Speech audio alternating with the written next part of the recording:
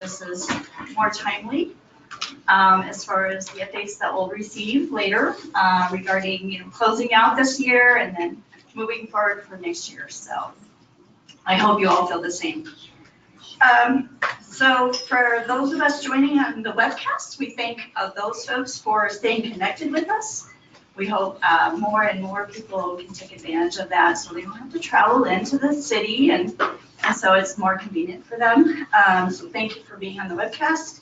And also don't forget to ask your questions. You do have that capability, so please ask away.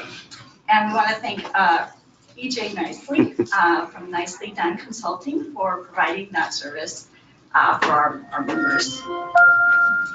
I wanted to ask, do we have any first timers attending today?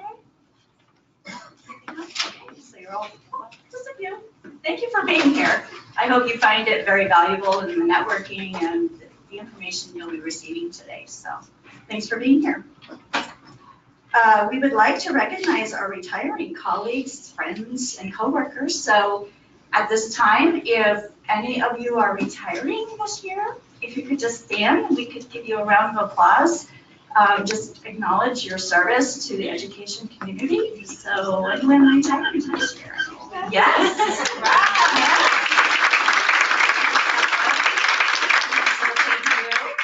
Thank you for supporting ASCUS all these years, and of course, your service to education. So I would also like to thank the vendor representatives that are present here today.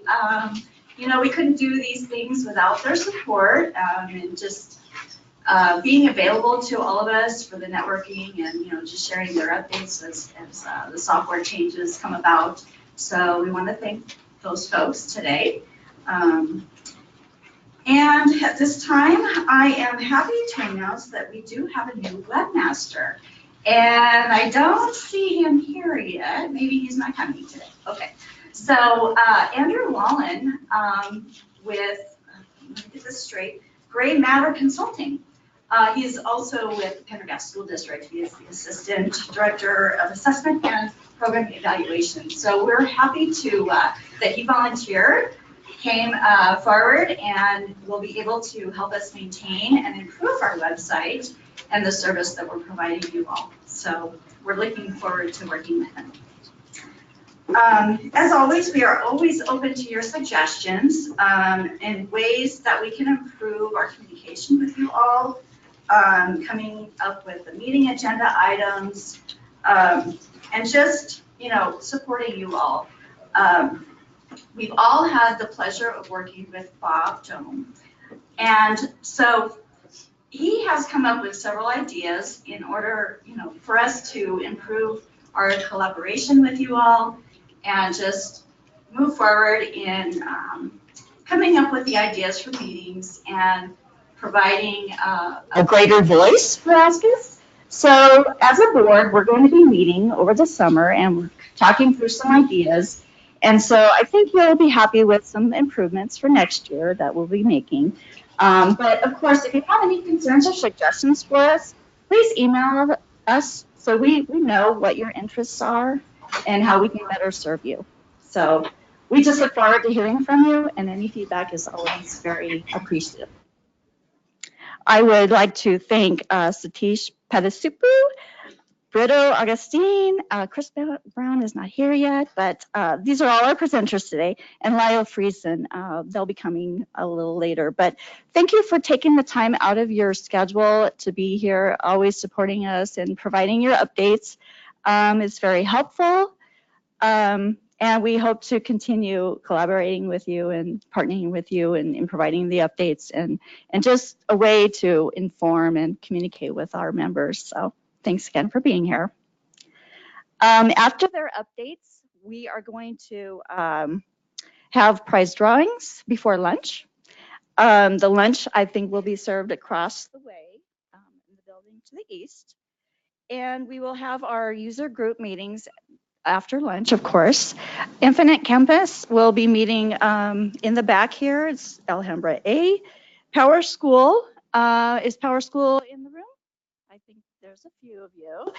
If you're meeting, you can meet in the Estrella room. I think that's the building across the way where lunch will be. Synergy, of course, meets in the boardroom here. And Schoolmaster, do we have folks from Schoolmaster here today? One. So, or two.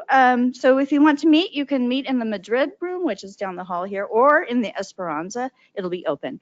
The Finance Ease group will not be meeting this afternoon. We have actually a full day meeting on Monday, so they won't be meeting today.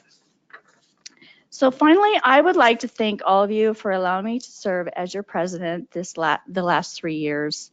It was my goal to help this organization continue to be successful in providing a great resource of information to the members. I believe we met this goal to improve and continue to develop this organization. So I just thank my fellow board members. It takes a team. I certainly didn't do it by myself alone.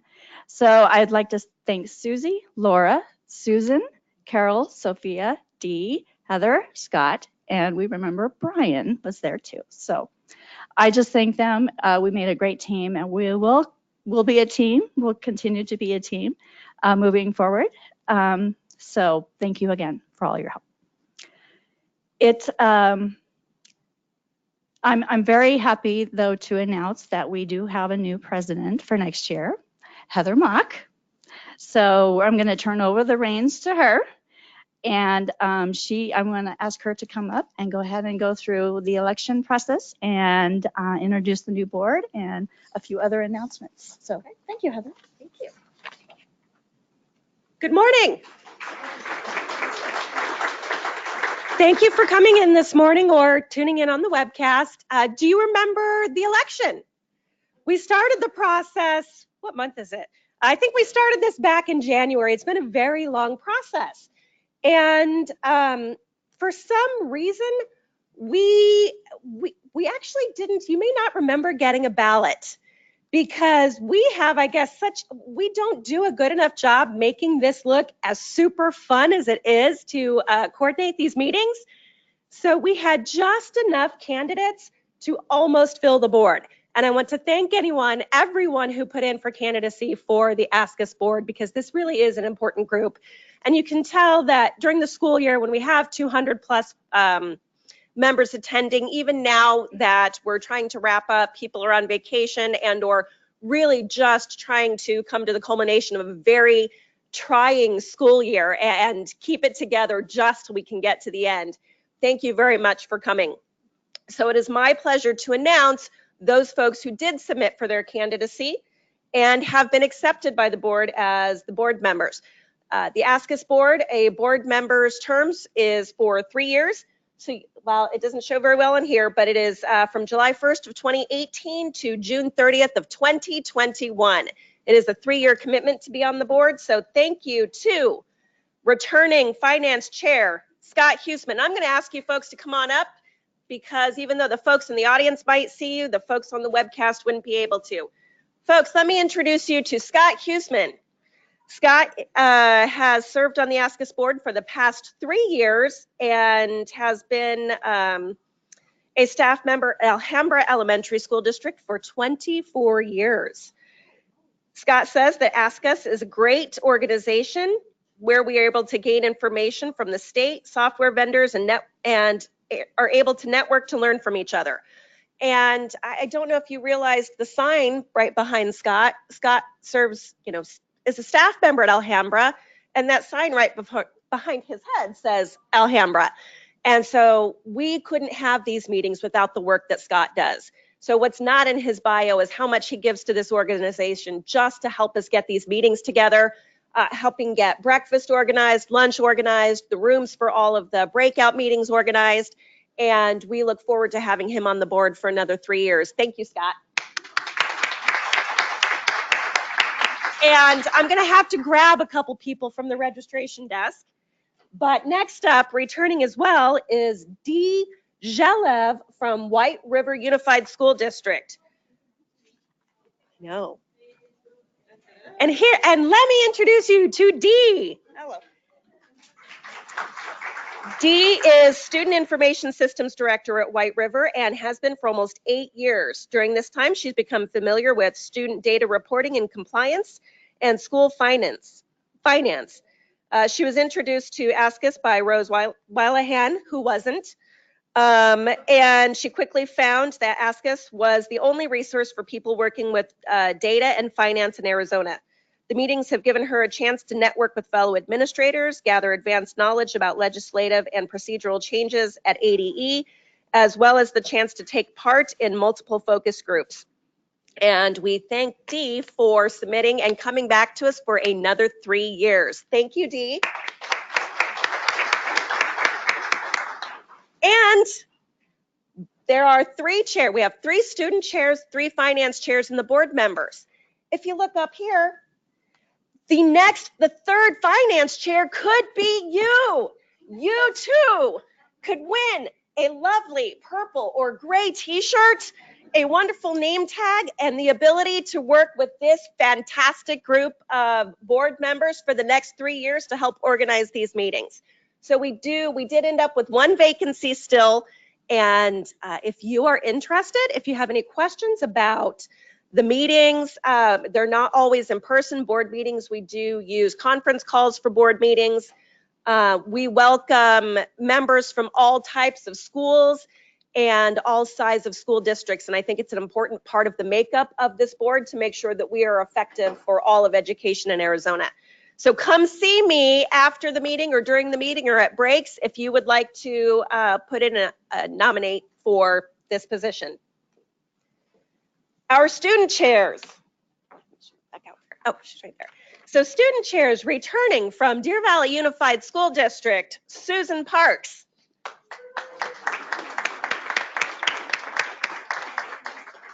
Susan has served on the ASCUS board for the past 6 years and is going to continue as a student chair.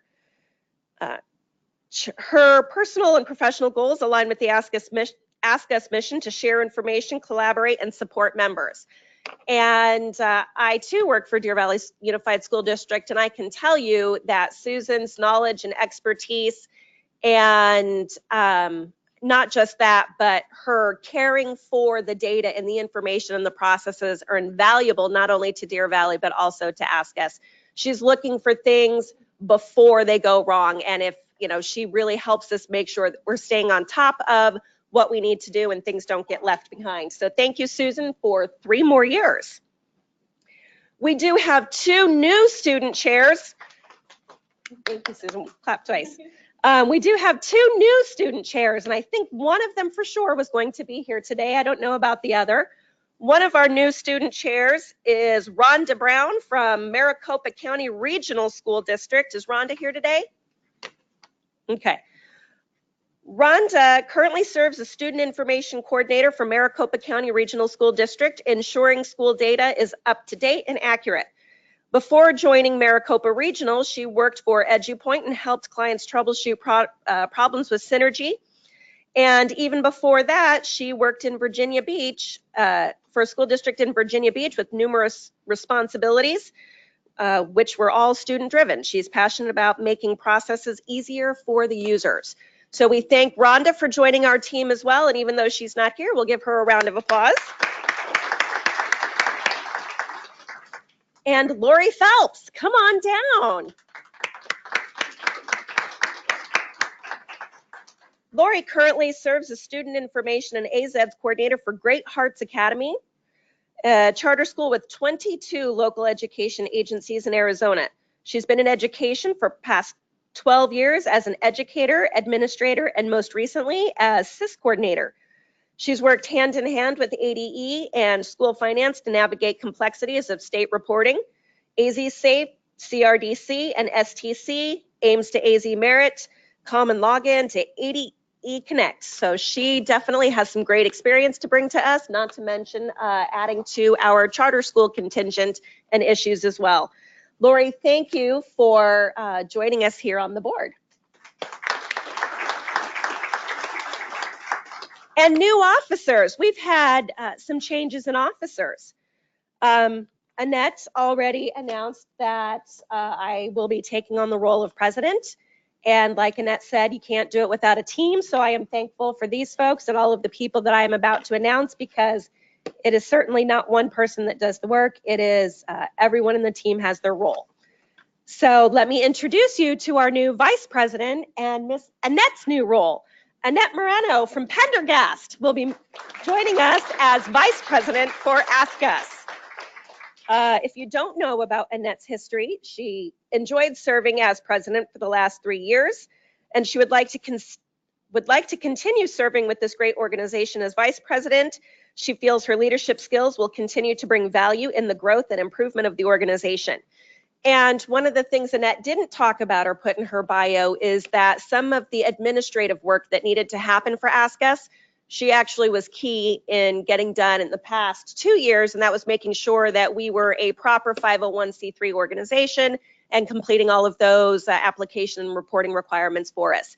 So thank you for some of the bigger things that you've done, and we look forward to working with you as vice president. And thankfully, continuing as secretary, Miss Susie Smith from Dysart Unified School District. Susie has been with ASCUS, on the ASCUS board for the last 10 years and has just committed to 3 more. I think that is a fantastic commitment. She believes her experience and relationships with ADE staff members, vendors, and colleagues from LEAs across the state will continue to prove valuable to ASCUS membership. She has a passion for education and the students in our state. She also has the drive to ensure staff members in our roles have the tools and information to properly support education. And she appreciates the opportunity to continue to serve, but we also appreciate her willingness to continue to serve. Thank you, Susie. And to round out the next 3-year term for boards, Miss Sophia Lynn. Sophia will be coming in and in the role of treasurer. And we would like to thank Sophia for this. She was hesitant. She's actually been helping with the treasurer responsibilities for the last year or so, learning a little bit, and wanted to take on this new challenge. And Sophia is coming to us. She is the Student Data Information Systems Coordinator for Legacy Traditional Schools, so another wonderful representative from the charter schools that will help bring in that perspective for us. She has been a member of ASCUS since 2011, serving for the past 3 years on the board, and she's going to continue her service, so you will certainly see her name a lot coming up in the next 3 years on those invoices, and we'll want to communicate with her about all of those payments. So thank you so very much, Sophia, for taking that on. That is probably the most, other than Scott prepping for the meetings, that's probably the most continual labor intensive. I think Scott, Susie, and Sophia have those roles where they're constantly doing minutes, agendas, accounts, and remember, this is a volunteer position, so thank you. From the bottom of my heart, thank you. And I don't have a slide for them because I want them to come up and talk about themselves, and they're probably not going to be happy with me. But we have new members because we have members who are exiting. And we would be remiss if we did not properly say goodbye to our exiting members. So we have Laura Blanco. Come on up, Laura. Try not to fingerprint this. Laura, this says, for your steadfast commitment, for your dedication to education, for your leadership in ASCUS organization, thank you. Thank you. It's not much. Laura, will you let everyone know what you're doing from here? Because I know Laura and Carol, some of their plans to stay in ASCUS, maybe not. So why don't you just take this brief opportunity to address the members and let us know what's coming up next for you. Well, I kind of filled in as treasurer to help out, and then it just kept going and going and going. But being south of Tucson, down in Sahuarita, it's a long distance to come up here every meeting and to be here early and do all that. So I'm planning to stay active in ASCUS, but I'm stepping down. I think I've done 3 terms, 3 or 4. 9 to 12 years. Yeah. two of them as treasurer, 2.5 as treasurer. So I pass that on to Sophia, and thank you, everybody. Thank you.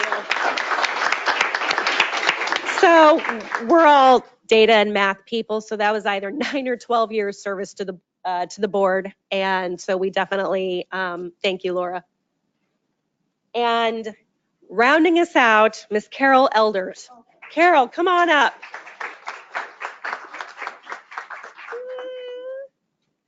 We're gonna miss these ladies so much on the board. Carol, what's next for you? And how long did you serve with? I only ASCUS on the served board? one term, so I'm the wuss of the group.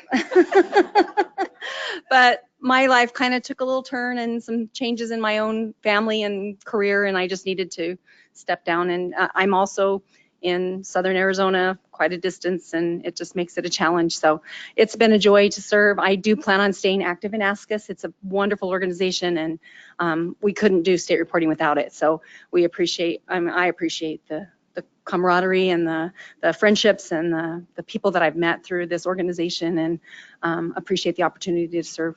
So, thank you. Thank you. Laura and Carol, thank you very, very much.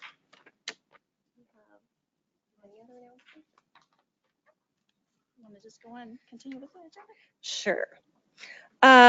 Annette handed that agenda right over. Let's see, where are we at time? We're Oops. a little behind. There we go. So we are we done with updates? Yep. So, okay, we are going to get right into the meat of the meeting now. We're going to hand the reins over to ADE Information Technology with Satish Patisapu and Brito Augustine. So without further ado, come on up. I'll get it. I'll get it. Okay. There you go. I'm going to use that. Yes, definitely. Into the microphone. You'll be good with the microphone too, right? Just remember, we have an audience here, so you'll want to stay close to the podium, Okay. okay? In this area, right? Sure. Well, he can use that, right? How Yes. far can you No, go? he can use that anywhere he wants. Anywhere? Anywhere he wants. Okay, the whole room's not- I won't yeah. track you with the Okay, that's camera, but yeah. Let me just make sure we're seeing. There we go.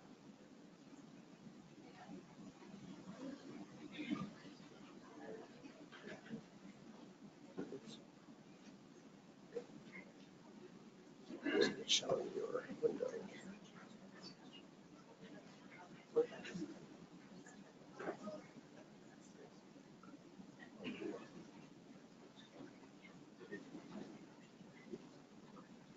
Okay. Morning, everyone. My name is Satish Patisapu. I've met most of you guys. For those who don't know me, I'm the Chief Information Officer at Department of Education. Today, I'm going to talk about yeah, that's fine.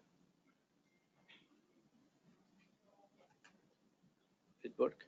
Yeah, yeah. I think I had to double click. The arrows won't work. Yeah. Okay. Here is the presentation outline. I'm going to speak about the budget that we got allocated for fiscal year 19. And we'll go over an overview of AZ's FY19 update, some integrity processing, and the communication that the channels that we are going to take for the next fiscal year, and a new entity admin functionality. I'll go over briefly on all those topics. Now, the most important thing that I wanted to talk today was the budget. I mean, so what do we talk about budget? As you all know, the way we operate, or I mean, we process is we take good from anything that we get. Okay, what's the good part? AZ's was and will be trusted by the legislature, which means it will be supported. without failure, and we have a baseline funding that was awarded to us, which is come on. Okay, am I in the right slide? Okay, 5.3 million on ongoing maintenance.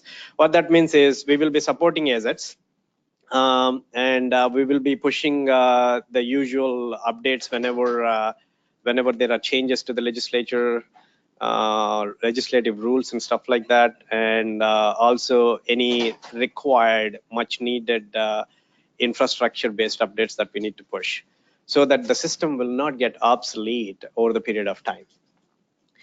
That's the good. There is steady flow there will be steady flow of money in maintaining the system. Now, what's the bad part in this? What we achieved out of ASCUS is to try to get away from the legacy system SACE. But SACE is not the only legacy, which is like older technology on older hardware system that Department of Education is supporting that is useful for all of us. There is this A4 char, which we tried to get money to start revamping, like rebuilding that in the newer technology platform like we did ASCUS. That was not given any money, which means we will be supporting, or we have to support the legacy components for one more year, and then our goal is to request re-request for the money to replace the system next fiscal year. Now, with the cut in budget, the 2 million less than the previous fiscal year, we had to make some hard decisions that from infrastructure to personnel. We had to eliminate 24 positions out of our department within IT. That's a huge loss for us, and the impact will obviously be felt across the board. But at the same time, what we wanted to do, what I wanted to convey is, it's not that we will not be able to support the way we were supporting, but there will be a little longer time that it takes to respond to any queries that you have. So please bear with us for the next fiscal year. And if you have, I think I can ask this question. If you have the power to convince the legislators to fund the system, then it would be a replacement of A4 chart. It would be awesome. And I request each one of you, and also you can pass on the message to your folks to put in the request to the legislators. That would be of huge help for us, and eventually it will be for you too. Okay. So I talked a little bit about more stable funding. So when it is in baseline, 5.3 in baseline, we don't have to ask for that money every year. It is like, all goes well, we get the paycheck and we move forward. That's the beauty of it. But we have an uphill battle. We have to replace the rest of the system. So we will continue doing that. Moving on. The next few slides are very technical in nature, and I would like to introduce the person who took on the responsibility as the Chief Technology Officer at Department of Education. His name is Brito Augustine, and he is sitting with us right here. About Brito, he started in this role probably, I'm going to say 10.5 months. Right, 10.5 months ago, but he's not new to the agency. The system ASCUS is his brainchild, and he's the person who architected and was very, very instrumental in building it. Some of you probably might have seen him or met him in either ASCUS or any other meetings, but you must have seen his email pop up once in a while in any kind of communication. So without any further ado, I would like to bring Brito here. Brito.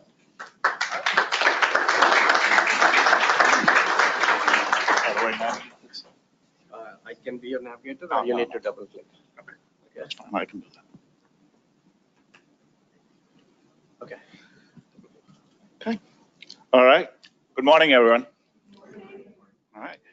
Thanks, Satish. Like Satish said before, I've been with ADE for about 5 years now. I worked on various payment streams and then started as a solution architect for AZEDs. I was in this podium about two and a half years ago, addressing you all about before AZEDs went live and the challenges and how it's going to happen, what is going to happen, and well, 2 years now, I'm standing in front of you to say that it has gone well. It is a great journey, and thank you all for supporting us. And it made our life a lot easier from the tremendous support we got from you and the patience that you all have with so many things that we had to go through to stabilize the system, to work with you, understand your needs, and put in some of the new features and all that. So with that said, every year we constantly try to improve the system, improve the performance of the nightly process, improve the accuracy of the results. And also, like Satish was mentioning, look at some of the legacy systems that we have on common logon and see how we can move that into AZEDs or somewhere else. So this year we took on calendar.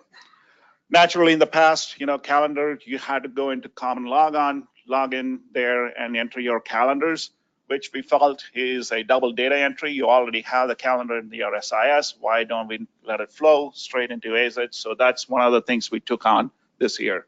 So instructional calendar starting July 1st, 2018, it'll be open to be submitted through AZEDs. All vendors we worked with, all of them are certified. And the calendar integrity will run nightly. Yes, ma'am, has a question. When we're supposed to be able to keep our fiscal year 18 open through July 15th for our AOIs. And now you're saying, sorry about that, you're gonna have to switch over to the fiscal year 19 to upload your calendars. So you've truncated our ability to fix our AOI data. Why is that? Why is that? So AZEDs has the ability to submit both. It will be available and it will be open for both fiscal years, right? From July 1st to July 15th. So July 1st onwards, the FY19 will be open and it'll be open for the rest of the FY19 fiscal year. But it's 2 separate keys for us. No, it's the same key. I don't think so. It's 2 separate URLs, but it's the same key. You're not going to get 2 separate keys.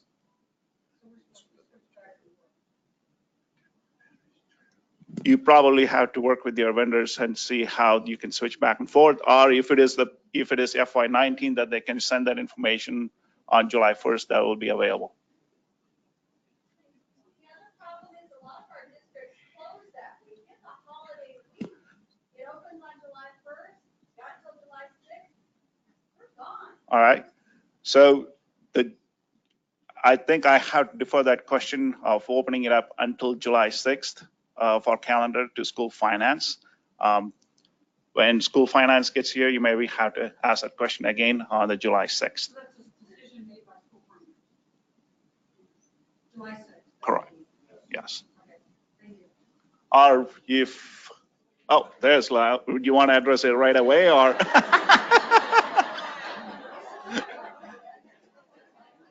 We will let school finance address that when they get here. Okay? Yes, ma'am. Yep.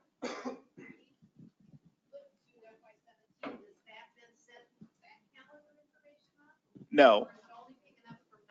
The calendar calendar submission is available only for FY19 and onwards. You don't have to submit calendars for the prior year. Still use the same old-fashioned, the old legacy applications. Any questions? Can you provide an example of a calendar integrity rule and also the consequence if there's a failure in integrity? All right, good question. Actually, the last bullet point, there's a link to it. We are providing these slide decks out, right? Or actually the all the calendar integrity rules are on the AZ's website. Some of the calendar integrity rules are, you got to have a minimum of like a Christmas break, the Christmas day, all the holidays, mandatory holidays. You have to have 180 school days in a year, or instructional days.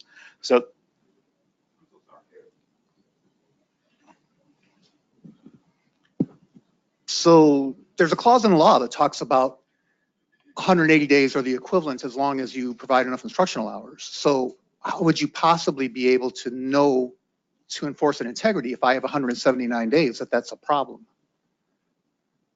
Well, you have to map. So let me go to the next one. Next slide for a second.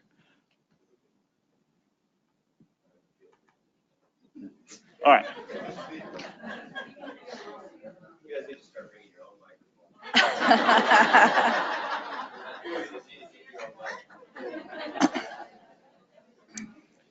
All right. So this new screen or the new page will be available in AZ's portal. All right. Starting July 1st. This page basically tells you all the green boxes, basically lays out your school calendar, and it says, okay, the green ones those are your instructional days. It's not highly visible here, but there are some asterisks or the stars which gives you the holidays, winter breaks, and things like that. This screen also will available to it will show you if it is supposed to be instructional day and if it is missing a date that you or your system has not marked it and sent it to us as an instructional day, it will show with I think it's the bottom right, there is a no entry sign type of icon. So it gives you a picture of what your instructional day is submitted to us.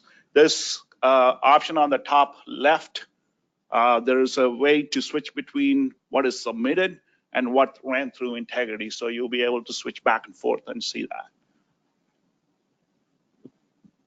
that. Hold on, did that answer your question somewhat, or? Not even close, sorry. Okay, so you said that there is an integrity rule. Correct. That says I have to have 180 days, assuming I have a 5-day week. That's one of them, something like that. There are other integrity rules there too. Right, so I guess I would have to see the whole list of integrity rules, because that rule on its own, that can't stand. Because I am allowed to have 179 days or 178 days as long as I have enough instructional hours for the year. So I don't see how you could. So, all right, if you want to answer that, Saba, I don't know. Okay, go ahead. I believe we wrote a reasonable check. It's not checking for literally 180 days, but the range of it. Okay, that certainly makes a lot of sense. Whatever. So if you would move on then to the consequence, I have an integrity error. Am I losing all my funding? I mean, what is the consequence of having a calendar integrity error? All right, so I do believe, if you want to take that, Saba, or?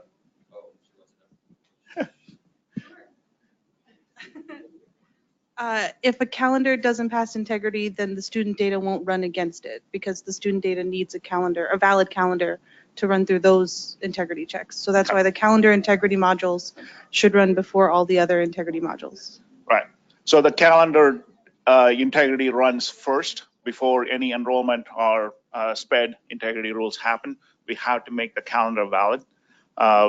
And once that's there, your enrollments are marked against the calendar track. And then if the calendar itself is not valid, then the enrollment is marked as invalid as well in the integrity report. There's one question from here. How will the calendar work with schools that run DRP programs, which run July 1 through June 30?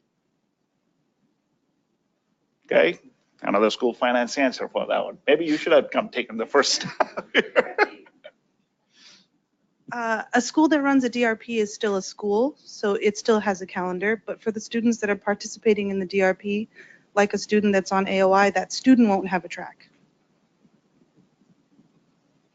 I'm just going to sit close.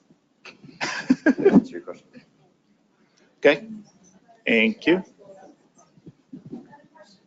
Okay. How about the tuitioned out schools where every one of us have a kid in them and we may report a different calendar for that tuitioned out school? All right. I do believe we actually reached out to the ASCUS community and all the some of the members here. The tuition out would be so if, let's say, for example, Mesa is tuitioning out kids to, okay, I'm going to scroll it up. All right. So, or to a private school, the Mesa has a capability to enter the private school calendar as a separate one, whereas if Chandler is sending to the same private school, so they are two separate calendars, even though they are sending to the same private school. So, So the error that we got from the beginning of AZUDS when we set up a private placement school is that we had to match the calendar that the private placement school submitted.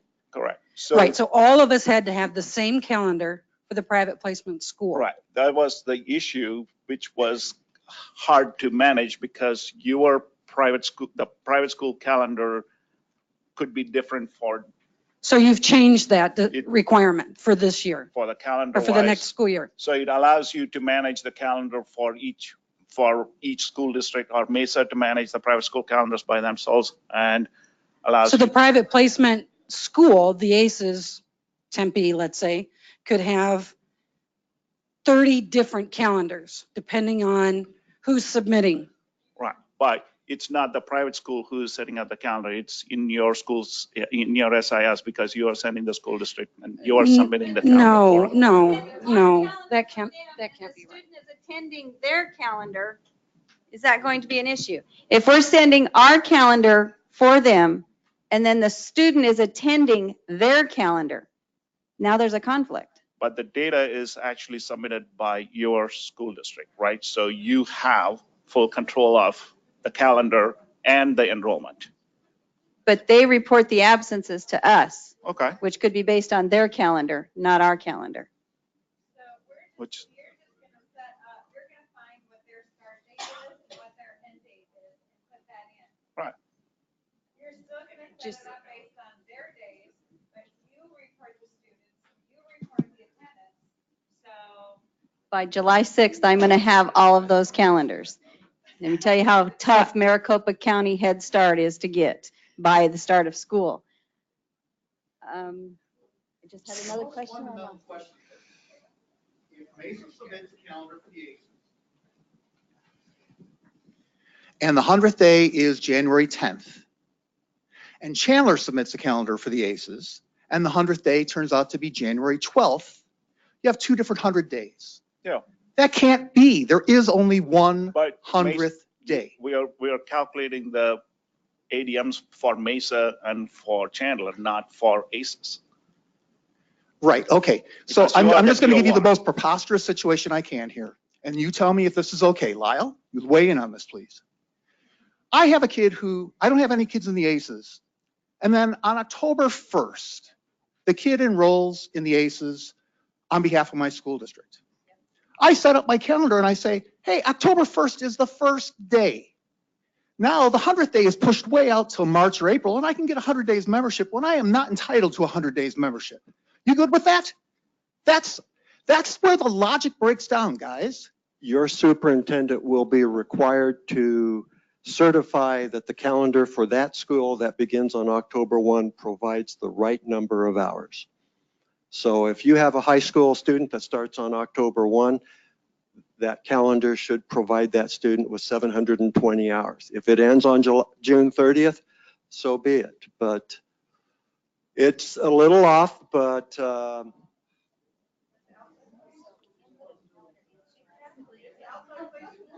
Okay, I got one more. Input of the calendar ends July 6th. I don't know necessarily where all my tuition out kids are going to be on July 6th. How do I enter those calendars? as in prior years, we do allow for corrections until the end of August. I got a kid that comes in October 1st. Then you contact your school finance account analyst. Then you contact the SF account analyst inbox or team, and they have the ability to open up the calendar so that you can submit a calendar for that first time school.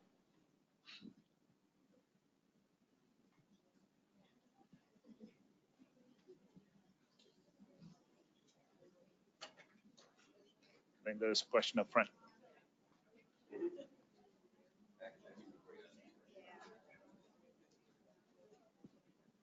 Okay. All right.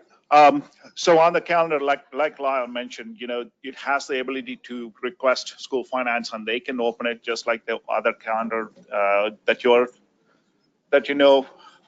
you request, and school finance will make the decision to open it up, and then you can submit corrections to that calendar.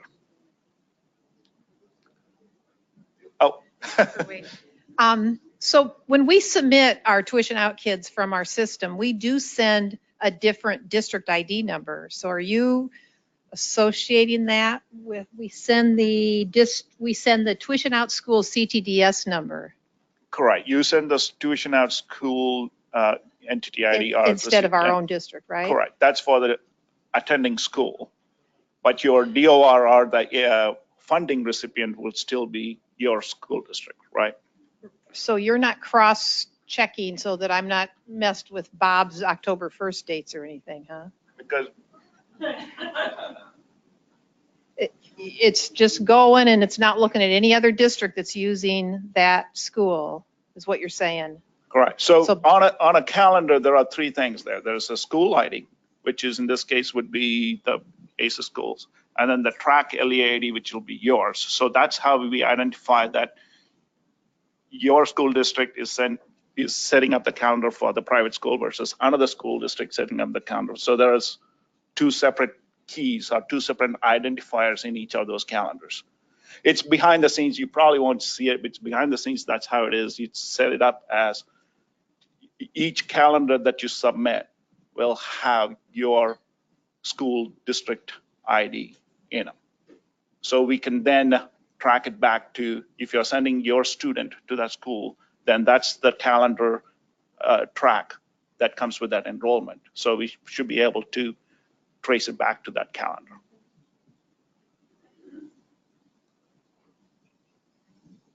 Yes, ma'am. Submitting that private placement, we're also submitting what we believe is their fall break, their winter break, their spring break. Because we've had a situation this year where we had a student attending, their calendar at ADE did not match their paper calendar. They reported the child was absent. ADE we got an integrity error because it didn't match the calendar at ADE. So this is the problem. The exact problem that you're saying here is what this new solution is actually making it easier. Because you set up the calendar, you have full control of the private placement schools in your system, right? So you're not now depending on the private placement school to adjust the calendar to yours, or figuring out what those are. You have complete control of that calendar. So we don't submit any breaks for them. Start date, end date, period. Is that right? No, you still have to. You have to submit a full calendar for each private school you're sending students to. And so when they tell us the child is absent and what was submitted doesn't match. So hi, Chris Brown, Hi, Director Chris. of Operations for ESS. Presenting here in a little bit, but I'm probably gonna jump in. So the private school scenario, I'm glad you brought up actually. There's an advantage to this methodology, and we're addressing an issue that has been not only something we've had to deal with. For those who don't know, dispute res is a complaint area that does for ESS. The issue that's has come up increasingly is if a district has a recognized calendar, like a fall break, but a private school is still open, is the child still obligated to go to the private school while it's still in session as part of a placement or not? And actually, after research and talking with some legal guidance, it can recognize the district and not be considered a break in service. The break in service is important here because this question comes up a lot with October 1. Break in service, private schools. If the private school is still in session, but the district is on fall break, does the parent have the right to recognize the fall break? The answer is yes, but everybody's fall break is different. So this is where a couple of things. Number one, we're working with the private schools, and I've already been dealing with them for the past 60 days. Get us calendars to publish now so people can get the master calendar. I'm using that term loosely. There's no definition to it, but this calendar is how they operate. It's not how you have to submit it, because that's just every day that they're open. But if you have a fall break that's recognized and you want your students at a private school to recognize that fall break as part of your district calendar, that's how you're going to submit the calendar. And this way, it won't throw errors and break rules. This specifically came up with Mesa, Tempe Union, and about 3 other large districts. And the ASCUS was actually, I believe, the one that came up with it, where the parents had recognized, I'm leaving with my child for fall break. Why does my child have to be, why do you, or they can't enroll the kid during the break? That was the issue. They had to wait until the break was over or something like that. I can't remember, my logic's a little bit inverted, but that was where this calendar capacity is coming in. Now, I can't speak to the whole conversation, obviously. Now, as for attendance, I'm working with a requirement contingent upon their approval and maintaining that approval, that they notify, and they are supposed to share attendance records no less than every 10 days, but we're actually shoring that up and trying to do every 5 days. So they have to start notifying schools. Some of them do pretty good, and I admit some of them don't do very good. And the difference is this year we've been very clear with them. If they're out of compliance and we catch wind of it, they have about 14 days or they get temporary removal of approval. And none of them seem to want that. We've already kind of tested this late last year. They fixed the issues really fast because they know, let's be realistic, it's a lot of money for them. So I hope that addresses your question.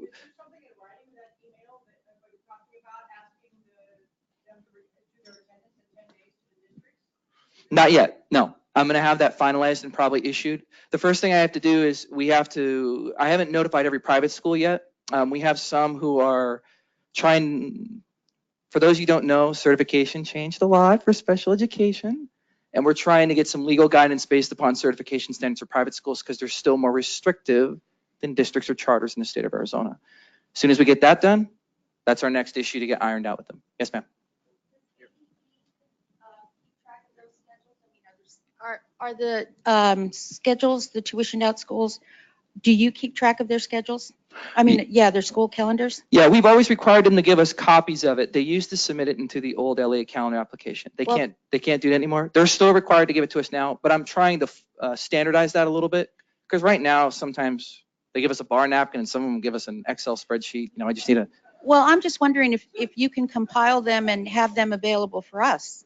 Yes, no, we're going to publish it on the website. You're going to publish it We're on the working on website. that right now. And we are actually going to send out, and we are actually going to send out a data management listserv notice. I was hoping to do it by next week. I just don't know how many we've gotten so far. We're just trying to get all the tallies and see who hasn't given us one for the upcoming year of operation.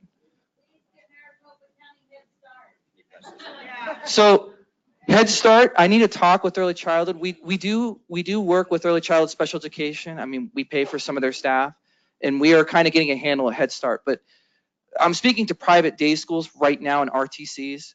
I'm jumping on Head Starts. There's going to be a little bit of a delay because there's way more Head Starts and many different types of entities.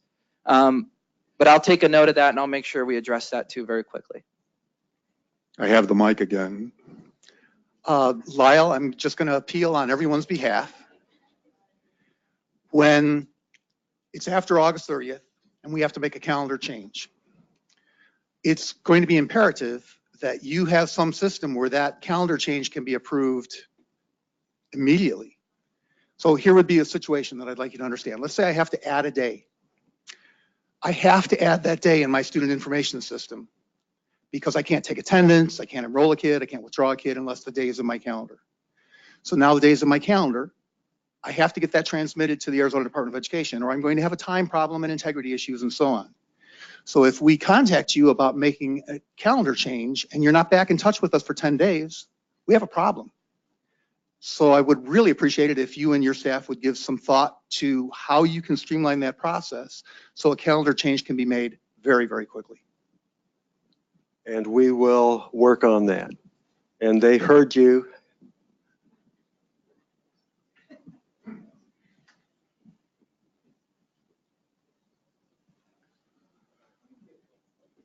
All right. Okay, so that's, no, we're not moving off calendar yet.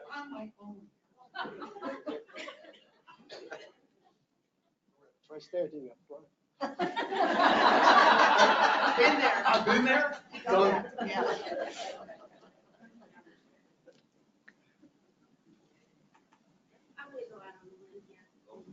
No, Yeah, I'm gonna go out on a limb here.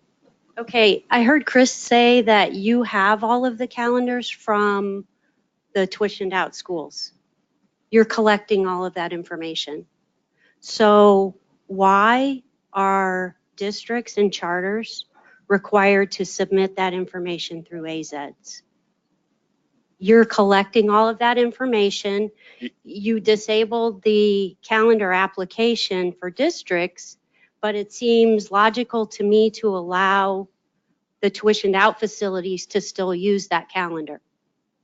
Still, exactly. They're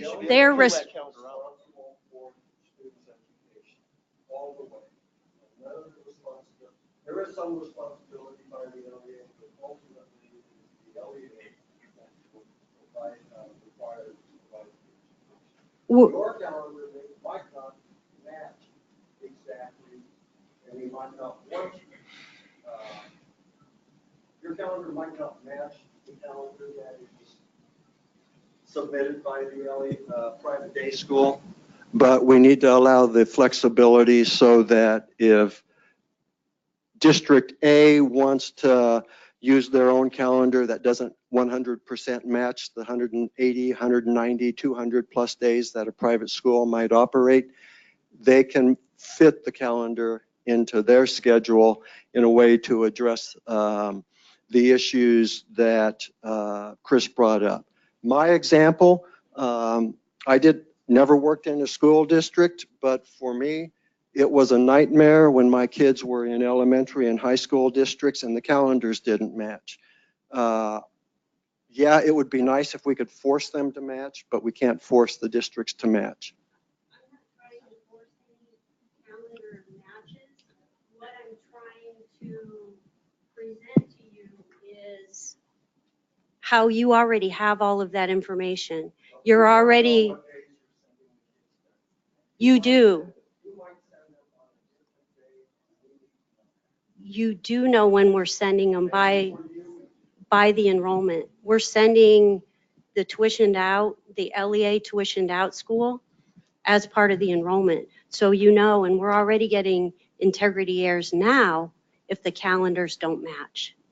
So it seems logical to have one Walkout calendar. days are an example of what Bob was talking about. We've had some issues with calendar changes for walkout days. Yeah, this doesn't affect walkout days. But it's a similar example of a change in calendar.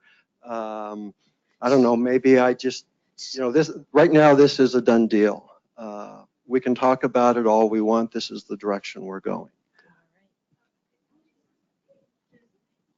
There's also one logistical component is the private day schools don't have ASCUS, so they can't submit transactions.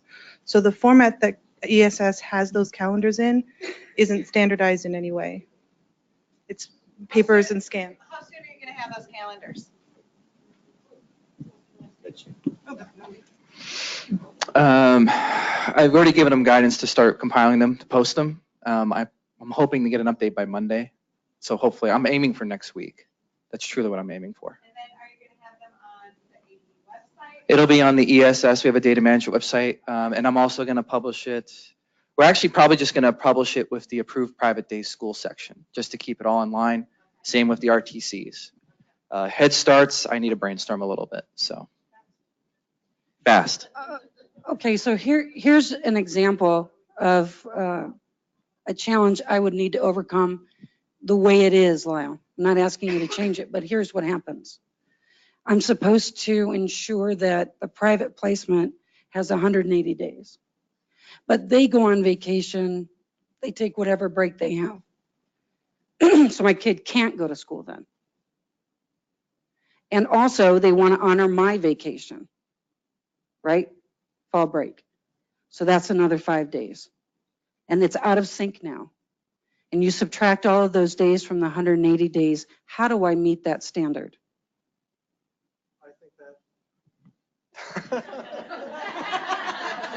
I'm getting thrown under the bus by another bus. It's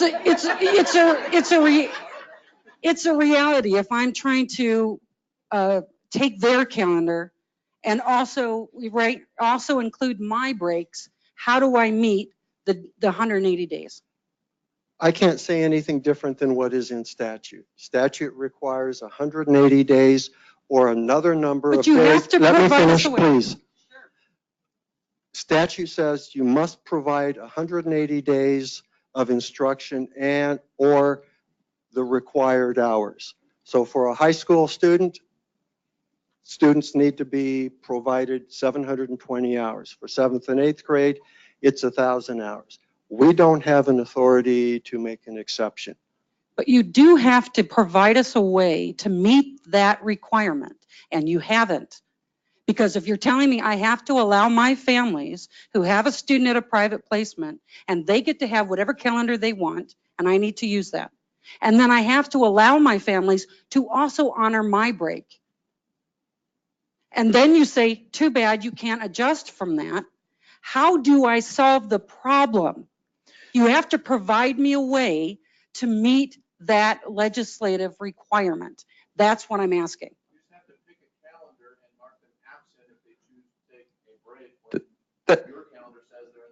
That's the key right there. There's a difference between a district recognized, so having a private school match a district recognized fall break, or if the family's just going on vacation. I want to make sure there's a difference because there's a difference between, you know, our district, and in this example, Mesa went on a fall break that the private school was operational. And they chose not to enroll the kid when they were on fall break, even though the private school was still open. They could have, but they said no. The parent is recognizing that the child ended at Mesa High School the day before fall break. We're choosing not to enroll them until after our fall break. Why is there an expectation that we have to place the kid on our district fall break? The parents should have the right to recognize that. I'm not disagreeing with that. I'm saying if I take the calendar from the private placement, they aren't going to be open. They cannot provide instruction because they are not open. So whatever their break is. Let me finish. Sure. So now the family says, but my kid is enrolled at your district, and your district and all the rest of my kids are on vacation this other week. Now that's 2 weeks where the kid will not and should not, per your requirements, be required to go to school. It can't record an absence, right? So how do I provide for the 180 days when I have to meet a beginning and an end? Here are the breaks. For my district are one, their district is another. I'm a high school. How do I do that? Not why do I have to? I understand I have to. Tell me how I do it. So don't tell me you can't, you're not required to provide me a way, because you have to provide me a way. I didn't come up with this conflict. So this is also so two things. I first need to understand, because I'm not aware of many private schools that are closed for an extended period of time for a break. So if I know the schools, I can discuss with them, number one, because we can make that an approval contingency if it's during ridiculous times of the year. Number two, technically at the end of the day, and I hate to pull this card, I can say, you can go back to the IEP team to look at how the placements was even gained. I mean, was this considered in the placement? Why are we placing it at a private school if they're closed for 3 months or 3 weeks of the year, if the kid's not going to meet the minimum requirements? Now, I'm not saying I'm going to sit here and pull that card. That is one thing that we have to consider. So, but the better answer is I first need to understand, I'm personally not really aware right now that there's many private schools who even take more than 2 days off at a period of time or are considered closed with adequate notice. We have had some in the past year, and we're working with them who decided to close for 2 weeks in the middle of the year and tell us after the fact. That's a different scenario. Desert Heights Academy, for example, is one. Okay. So Desert Heights Academy Tempe follows our calendar. Okay. Desert Heights Academy Mesa follows a different one, but I think the kids are at our school or something. I don't know. So most of the private school calendars that I've seen that we've gotten currently, pretty much they're open every single day except for maybe one or two holidays, like Christmas or something. Honestly, I haven't seen many blocks come in. And if you do encounter those, I encourage everyone in this room, email our private day person, Justin Ashley. You can email me and we can look at that to see what they're doing. Okay. And definitely RTCs are not doing that, to my knowledge. Well, that wouldn't make any sense, right? Yeah. But okay, so as long as there's an outlet for us to, like, because I know we have to meet the 180 days, but there could be, very well could be, a private placement school that does that, and it would provide a conflict, and then we wouldn't have an outlet. I mean, right? Yeah, the extreme scenario is, you know. And I hate to, sorry. I'm just gonna interrupt. Looking at the time, we've spent quite a bit of time on this agenda, and I think maybe we'll just get going with the presentation, but I think we're kind of at an understanding now, and maybe we can just finalize, Chris, if you have any additional information to add when you present or when Lyle presents. I think, I'm sure it'll come back up again, but just so that we stay on agenda and respect the time of our guests who've come to join us today. We don't know what they have after this. So we'll just bring it back to Brito, and are we at a good stopping point for that part of the private placement calendar at the moment? Okay, thank you. No, thank you. I apologize for stopping the conversation, but we just need to keep the meeting moving. But great discussion. Thank you. All right. Next slide. This one is 21st Century Community Learning Center attendance. This one's going to start again collected on FY19. A little bit more on that is basically the program is all, now you got program, and we're also asking for the program attendance also. The guidance has already been sent, and the technical guidance has been given to the vendors, so that's all taken care of. There are some reports that are under development and with working with the program areas. Yes. Chris, I think that link probably will take you there. It's a live link. Is this presentation available afterwards? It will be, so then we should be able to get it from this presentation also. Okay, thank you.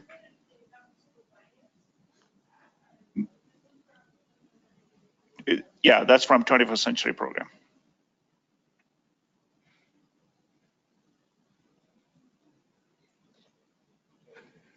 Yeah.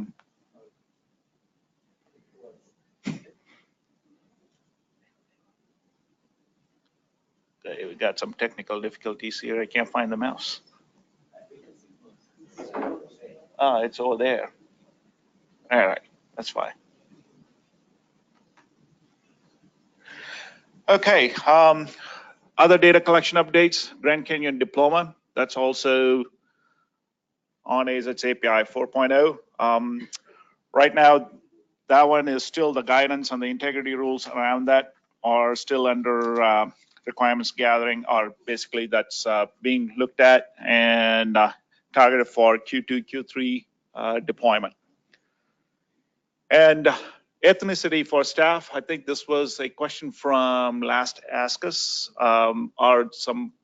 This field, it's mandatory, it's asked in the staff collection. It's not something that AD is collecting and using it actively. It's just a yes or no. It's a Hispanic or Latino ethnicity. It's a yes or no field. And it was brought up by one of the vendors and we adjusted the use case for that. Basically what it is you don't have to submit it. If you don't submit it, it's going to be default to a no. And we are not using this for any purposes. It's just a mandatory from the EdFi data model that we used. Okay. Next one is NCLB 1 and 2, student need indicators. That's been a topic of conversation in the past, and Title I has asked us, Title I and accountability has asked us to remove that indicators because it's not used for the right purpose, and it's been replaced with income eligibility 1 and income eligibility 2. According to the federal poverty guidelines, and those guidelines will be provided by Title I and accountability. Okay.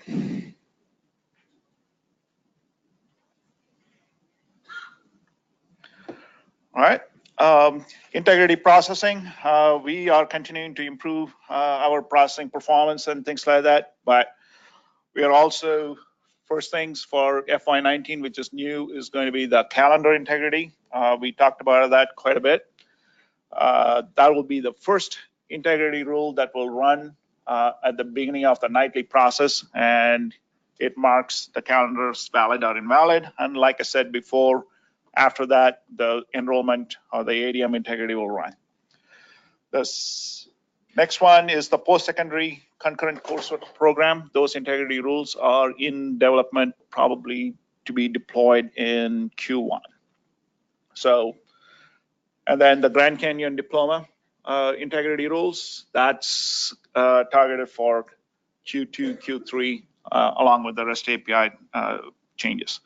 The last one, there is one rule for 21st century CCLC, and that has to do with that your begin and end date should fall between June and May of the fiscal year. June and May. Sorry, it's June and then all the way to the next May.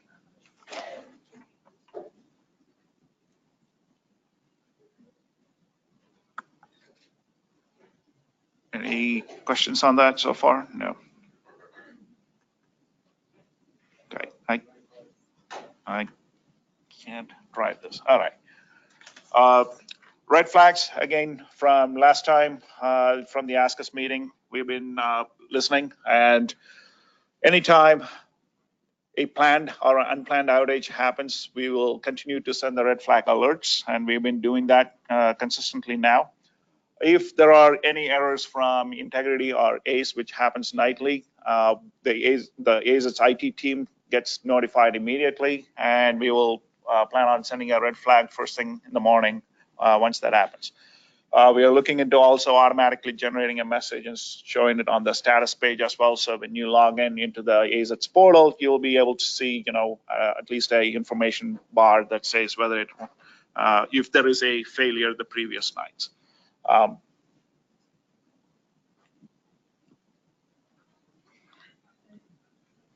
Okay, that's pretty much on AZs, and okay.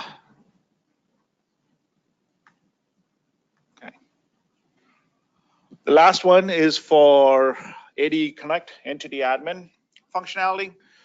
We are releasing a change. If you have to change the email address for any of your users, you don't have to call AD support anymore. That you should be able to do that using Entity Admin portal from going forward.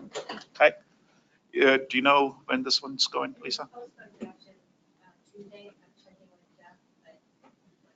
All right, so it will be there this week or early next week. It should be there. Okay. And that's all I have for the slide. Thank you. Yes.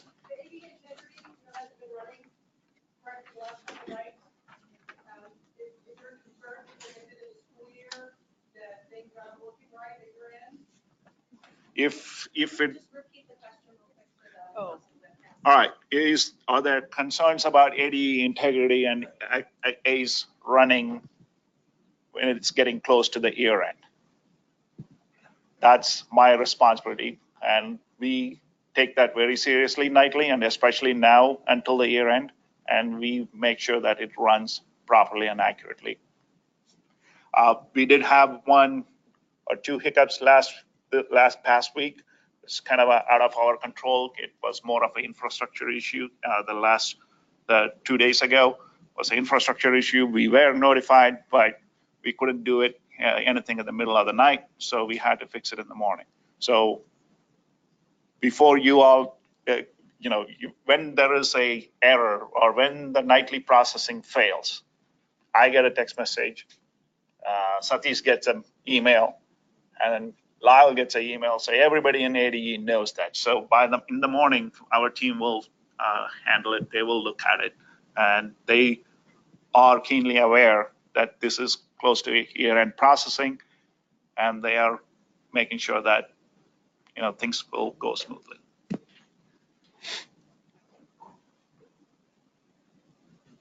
Anything else? If there's no other questions, I'll hand it over. Satish, did you have anything else you wanted to add? Thank you, Brita. Thank you, everyone. Those were wonderful questions. And the most important thing is the feedback loop. If you don't ask questions, we don't know where we are failing or where we need to improve. That said, I look forward to the next ASCUS meeting. And meanwhile, there is a question. I have a question. With the cuts that you stated in all the positions in your area, all the reports that we requested and asked for, like cohort and a couple of others, is that now pushed down the road?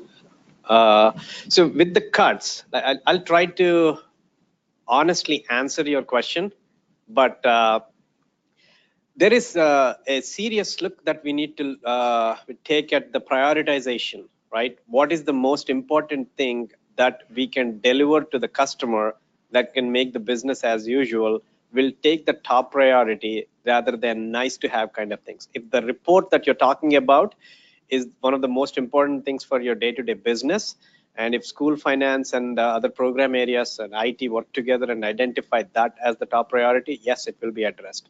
But some of the nice to have features probably will take a little longer than what we anticipated. Had we had the money, we would have had the resources, or maybe if we had, honestly, if we received more than what we asked for, that would have been awesome. Since that did not happen, we have to take a hard look at what we can deliver in the time that we have with the amount of resources. Okay, so we're having a really, really difficult time getting cohort year for all of our high schoolers so that we can calculate our grad rate. We used to be able to go into student search and SACE and get the cohort number. Now student search and AZ Eds, it doesn't have that, and it kind of sounds like we're not going to get a cohort report because it really doesn't, our day-to-day isn't dependent on that. How do we get that field put on student search then? So at least I can look it up student by student. Can I respond via email after discussing with my team? And accountability is the group that actually has to give us a little bit of guidance on how to do that. So I would take this question back to the team, and we'll communicate via ASCUS channel. Thank you. Okay. Any other questions? Thank you, everyone. Look forward to seeing you all next time. Okay, thank you. Let's give them a round of applause. Thank you, Satish, Rito, Lyle, Chris, for chiming in on that very healthy discussion on calendars. I do want to say something. If you don't know me by now, but I always want to look at the positive of everything. I know calendars is a big change. We're moving to AZ Eds with calendars. There's always going to be challenges when we move, transition, but we have to be patient and we have to have confidence that they've looked at all the ramifications of moving to that system. We've heard some of them today, but I do think we're moving in the right direction. They're giving more flexibility. I hope you can all see that. It is more flexible. We are being allowed as a district to actually put in a calendar that potentially could give us the full 100 days for our private day school attendees. It's going to match more closely with our district calendars, I believe. So I just appreciate that. I appreciate them, being willing to be here and talk through that, again, healthy discussion. But yeah, again, we need to all think about the big picture and really chime in on the positive things about change. It's hard. People, we don't like change. I know I don't like change, but it's something we all have to deal with. So I hope we can move forward in a positive manner. I think we've addressed, a lot of the concerns that you all have. So they'll take it back. They'll, talk through it, discuss it. And so we have to have confidence that they'll come back and address your concerns and questions. So I thank you again for presenting this morning. And we're going to move on with Chris Brown.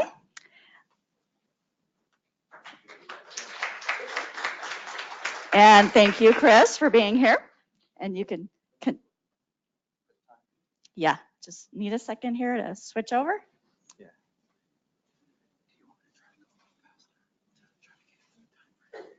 Not necessarily. We'll break it 10:30. It'll be fine. I don't know if you want that or that or. Oh, this is fine. Okay. Thank you. Thank you, sir. Hello, everyone. Wow. I haven't been here in like a year and a half. It has changed. I think the last time I was here, I'm just waiting for the PowerPoint, so I'm going to do like 60 seconds of just free talk because I don't like being formal. But the last time I was here was during the transition. And that was a fun room. Is it this ash? Is this one here? Yeah, it shows only one file. So Chris Brown, Director of Operations for Exceptional Student Services. For those of you who don't know me, I've been in the role for about a year now. Prior to that, I was Data Management Specialist for ESS for about 2 years, and then I came from Title I, do the allocations, do a bunch of different things for the agency throughout time, kind of get pulled in random directions, but my primary functionality is ensuring we have accurate reporting for federal government, state reporting, but I also oversee vouchers, private day schools, and a variety of other operations for ESS, PE determinations, monitoring findings, all sorts of things. Today, I'm going to talk to you about, I think the verbiage got a little thrown out in the public a little bit different. The verbiage of a SPED integrity tool came out, and I think people thought it was one thing, but it's more of just a TA guide, more or less, and quick sheets, and kind of the philosophy that we've had. Where'd it go? Sure. In a nutshell, when we've had an administration change in Exceptional Student Services about a year ago, and just for those who don't know, we've been dealing with a plethora of audit findings. So that's what Alyssa Trollinger, our DAS, and myself walked into about a year ago, specifically with allocations, but also with about 7 other applications at the same time. It was across the board. So we've had to drastically clean up our backend systems, which includes also, while we're transitioning to AZEDs, revalidating everything. During that process, we identified some areas where at least Alyssa and I felt, and getting feedback from districts, charters, and even some of the private schools of where we can help in resolving integrity errors. One of the things I understand, at least in my experience when I was in data management, was a lot of times I would be troubleshooting with a new registrar and so forth. Next year, it would be a different registrar. So I kind of had to think of how quickly can I scale up staff to get experience with the rules without having them go to a grid sheet. Oh, you already moved to the next slide.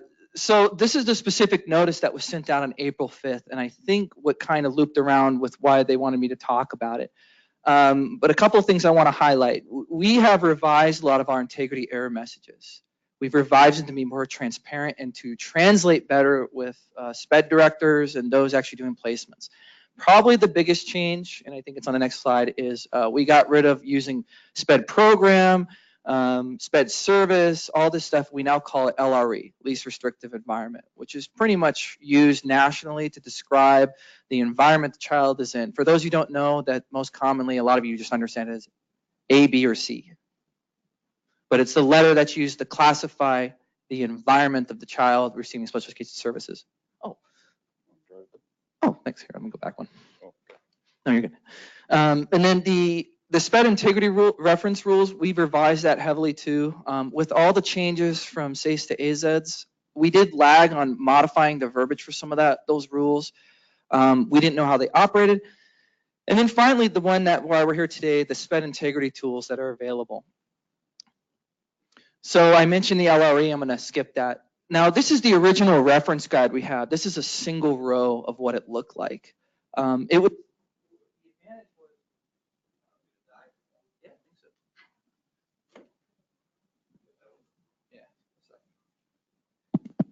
So the advantage of this was it was compact. It could be about 5 pages. A lot of people kept it in the binder.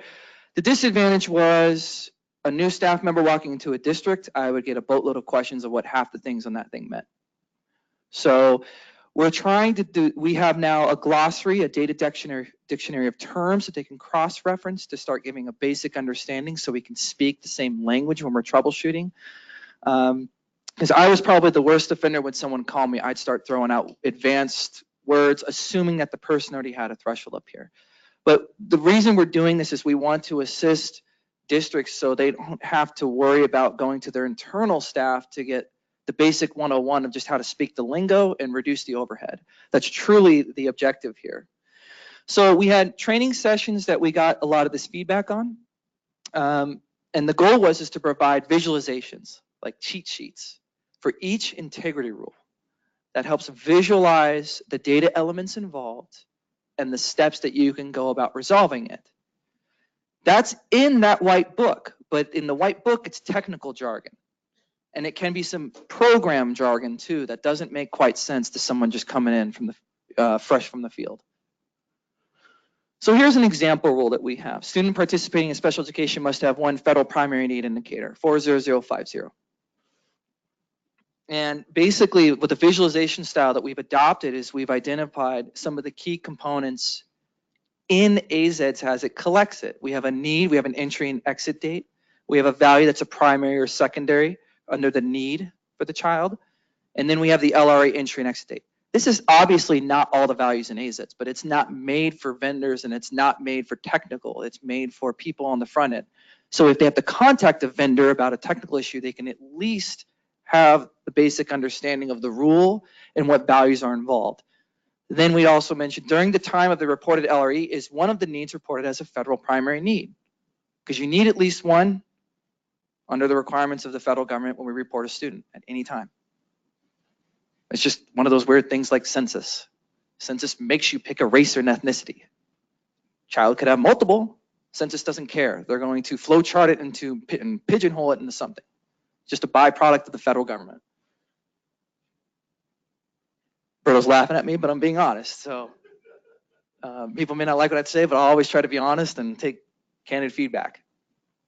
So the troubleshooting process, how we would walk an individual through this on the phone, is we would ask them, verify the need in the LRE entry and exit dates. Verify the need, the federal primary need indicator, to make sure you have a yes or no value. And if they ask questions, where do I get that? We would say you have to consult with the student's IEP team to determine the FP&I.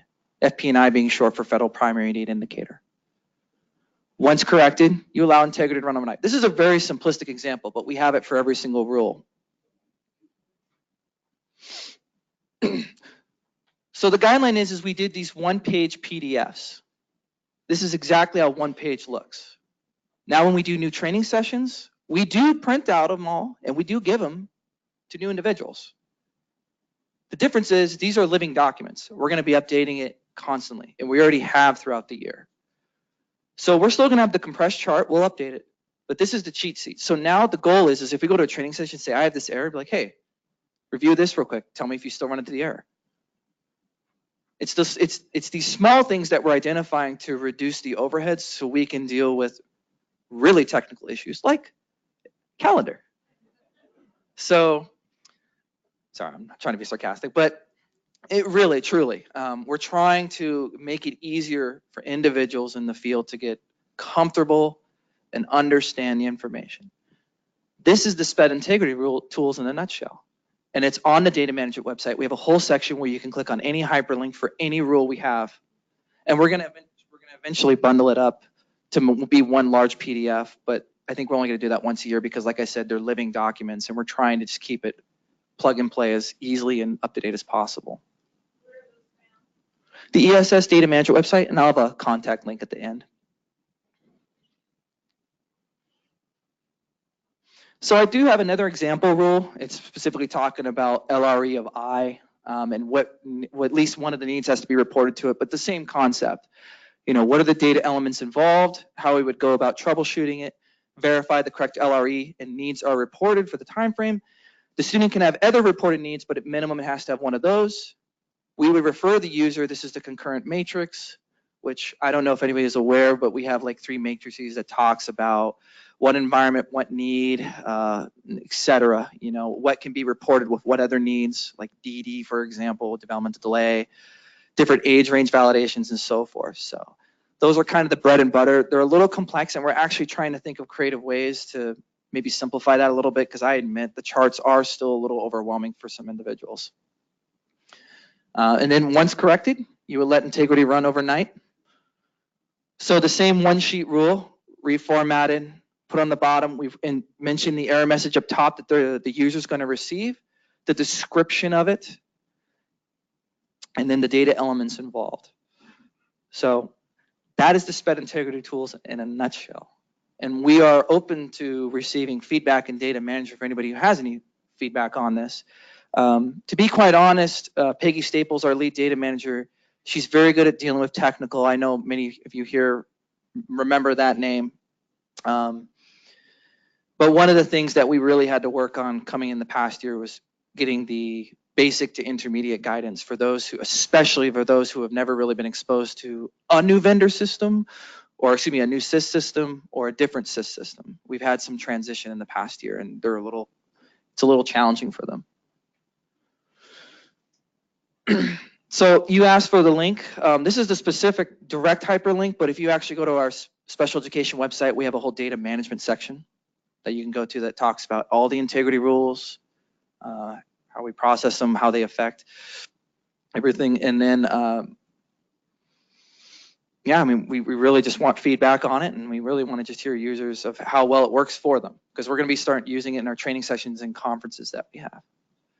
Yes, ma'am.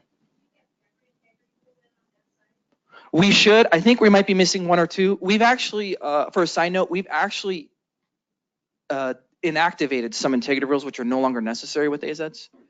During the transition, we kind of tried to get everything to work from SACE to AZs, but some of the rules aren't even necessary. So you may see some fall off, and I think there's one or two we haven't done the sheet for that we're trying to just understand some nuances for. But most of them should be there. So, and I did go a little bit fast to put the time back to the normal schedule, because I'm sure, I don't know if it's lunch, it probably is, knowing my luck. This is our contact information, and this is the data management team. If you have any questions, feel free to email them. They'll forward it to me, and we'll address anything. Does anybody have any questions about SPED, integrity rules, or any of our processing? I guess it's hard. I guess we got the hard one out of the way with the earlier conversation. And also, you're all taking pictures of the screen. This will be posted on the ASCUS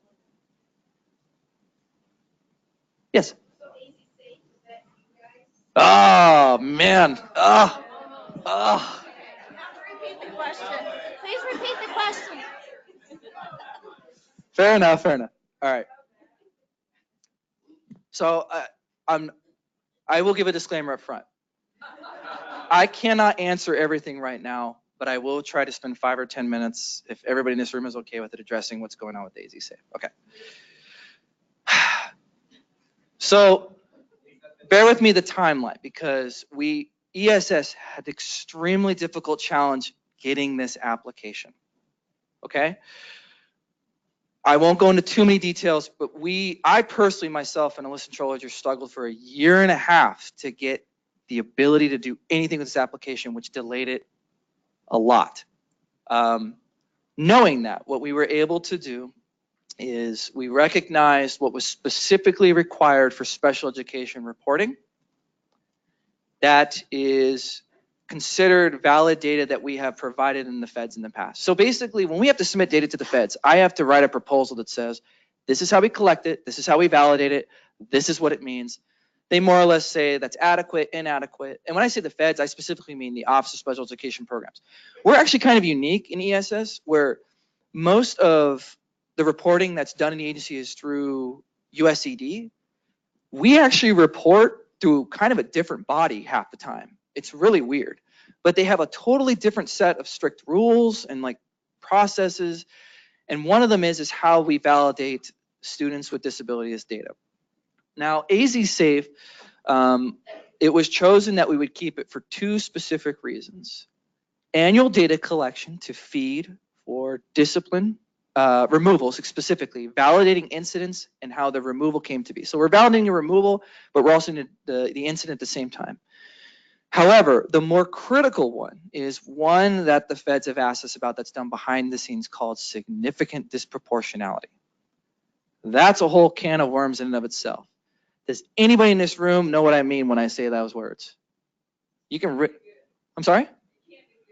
Okay, in a nutshell, significant disproportionality is ensuring that there's three components, but one of them is discipline. The nutshell is, and pardon my lingo, but I'm just gonna call it what it is. If you have a classroom and you have a student who's Hispanic, white, African American, they're ensuring that you're not identifying one race or ethnicity too much compared to other races, ethnicity. Same with discipline incidents, where validation is key. Here's the problem. AZ Safe, in the past, they did not put a standard out of who had to report discipline information. So I have a lot of districts with good data, but I have no charters of school data. And the problem is that if sample sizes are too low, if I have to compare students of a certain race or ethnicity in one school and there's not enough in the denominator for other race and ethnicities, it's the statewide average. But if half the schools aren't reporting, how do I accurately know if they're over-identifying or, in this case, disciplining those students too frequently?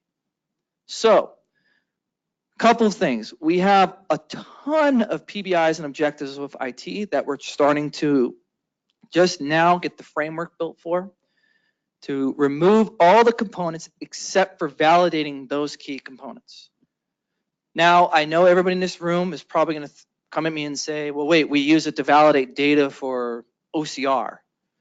Here's the thing is, I've been to the OCR portal. We have no legal purview over that submission. It's free-form template to my knowledge. You can type in whatever you want. I can't answer questions on it anymore because I'm not even involved in it anymore. And quite frankly, we have asked OSEP if we're going to spend dollars on this. They've made it very clear, if you're going to use federal monies, it needs to be guided only to the information you are legally required to collect and validate. So what I can say in this room, and here's where the pitchforks come out, is there's a lot of things coming out of AZ Safe because they have nothing to do with validating discipline data for those specific scenarios I required, nor, and here's the key, it'd be different if the system still looked, or if it looked at AZs. It doesn't.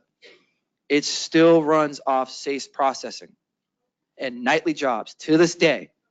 And it is like 5 server copies. It is insane. And it is expensive. So we need the tool and we need it bad because significant disproportionalities come up in the magnifying glass of the feds for Arizona. And I don't know if many of you have also heard the, call it what it is, if anybody saw the ACLU publishing about selective enrollment. Okay, I see some heads nodding yes. So the federal government has made comments to us about race and ethnicity, students with disabilities, selective enrollment, all this stuff is handled. So we're just trying to be very careful. We're getting out of the audits slowly. It's going good, but I don't want to get back into any. That's the end goal. Yes, sir.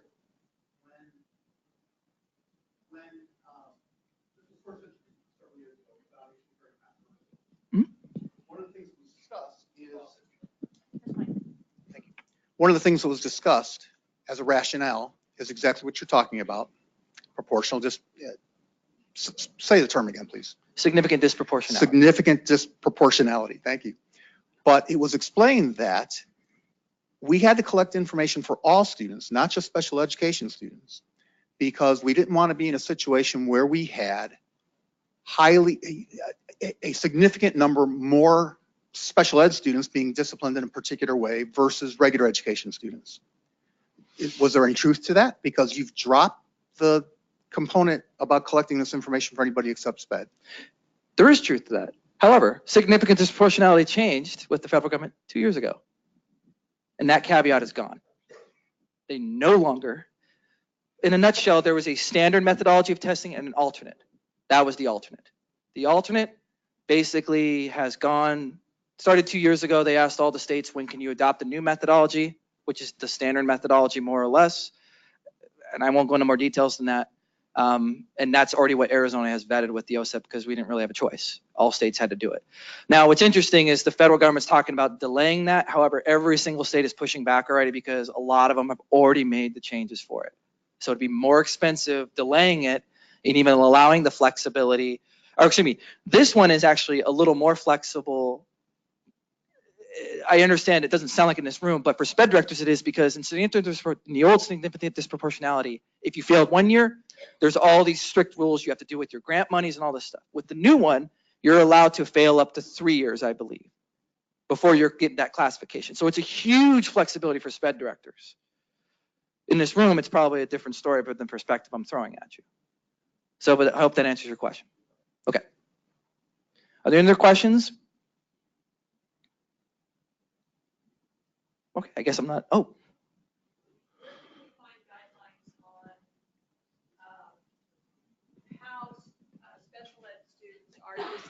In terms of how many days can they be removed from the classroom, and how do you have to report it on those days removed? Where can we find those guidelines? They already exist a little bit, but they're in segmented areas of the annual data collection. I'm working with Peggy Staples right now, the lead data management specialist, to see if we can come up with a more streamlined guide. Yeah, the issue we ran into is a lot of the old AZ Safe guidance can be carried over in some capacities. Some of the verbiage doesn't make sense anymore, and we'll try to tweak that. I think the end goal of that, knowing Peggy's capacity, because she's the primary one doing it, I believe is going to be August or September. And that's truly because she has some personnel, she's leaving from work for a little bit, so.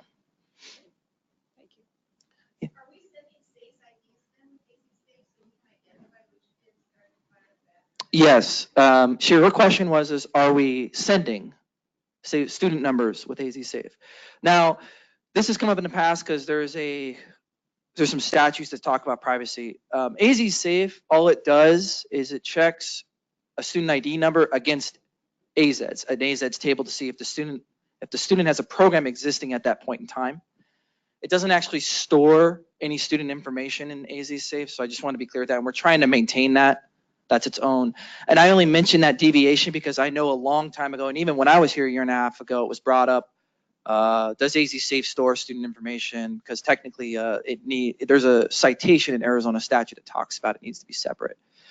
So yes, the student ID number does talk to AZEDs, or SACE technically, as the data gets pushed temporarily to look at to see if the child is currently receiving a program. Because one of the risks we ran is, man, I'm going way over, so I apologize to anyone in this room, but one of the risks we ran is I personally got like 10 media requests.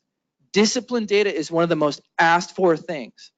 And we are very careful about giving that out because, quite frankly, the first thing they want to do is they want to write an article or write a study about how certain schools are, have certain types of classrooms or environments. But the first thing I tell them is, I'm like, I only have 35 to 40% of people who report in the whole state in the first place. So you can't do a statewide analysis and think it's going to be adequate, or you're not representing it fairly. So but the other thing that came up with that is, since we don't have any legal authority to collect that for any validation purposes anymore, AZ Safe, it was considered a risk for AZ Safe to even store data that wasn't going to be used for reporting purposes to the federal government.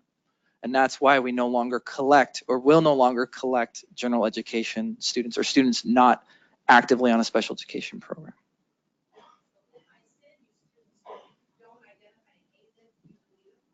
No, it'll actually throw an error.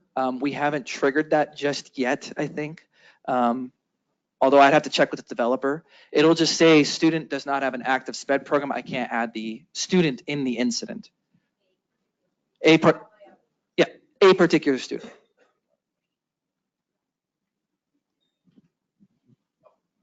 Any other questions? All right, thank you. Thank you, Chris.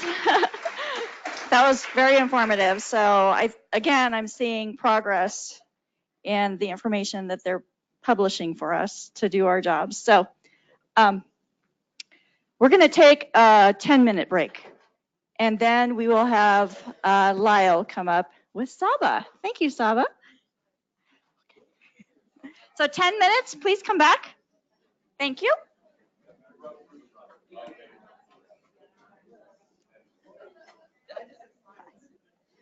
you were answering questions. You know, I'm afraid of microphones. That's really not my I know you are. Hi, Lyle. Hello. How are you? Doing okay. Okay. Yeah, I'm doing okay.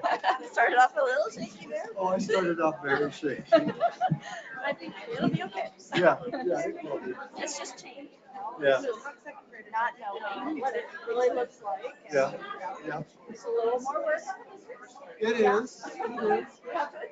But, Maybe a lot more. yeah. But it will. Yeah, I mean, some of the districts, some of the kids, come into private schools. So, Yeah. I just hear that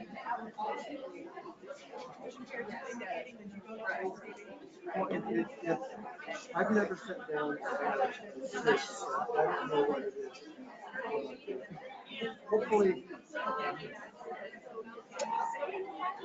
well, it's not really uploading the files, and I never understood what it is. Just magically move some data from information from here to there, and it's tested. Like a flag. And some cases, they can validate. A weird thing is happening with my 4 thumb drive.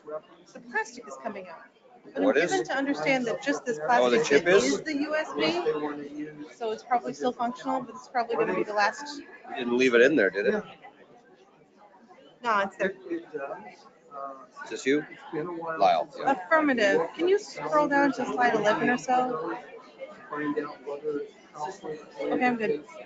There had been like a placeholder slide that I left in, and I just wanted to make sure I got it out and made it to this thumb drive. Okay, so it looks like everything's good, right? Yeah. No placeholders.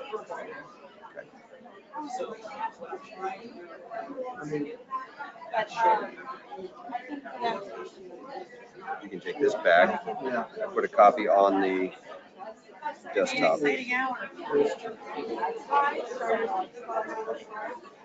Any flexibility, that's where any questions? And it's not about.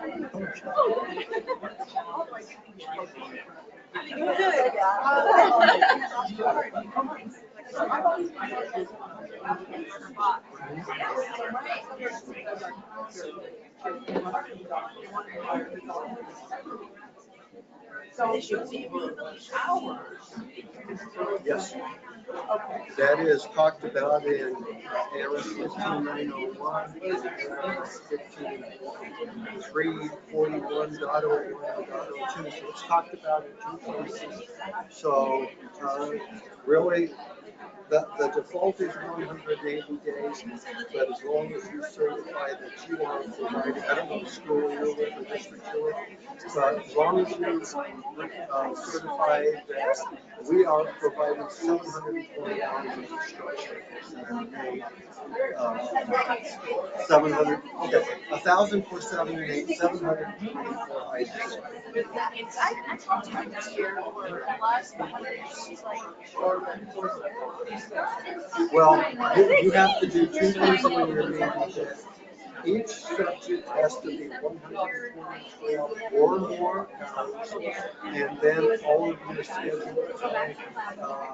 including lunch, study hall, other things. Yeah, as long as that total is 720, you're good. This is one thing I don't like, but as long as you got 4 subjects that count, you can decide with 496 hours of considered instruction, and then fill the rest with lunch, study hall, recess. I think a lot of it was frustration. And whatever. We're frustrated with questions out. Something They seem to be able to do whatever they want, so no one holds any accountability, and now we're held accountable with their accountability. So that's frustration for today. No, we don't pay on days. It's the first 100 days, and if you meet 720 hours and 4 subjects in a group, I just wanted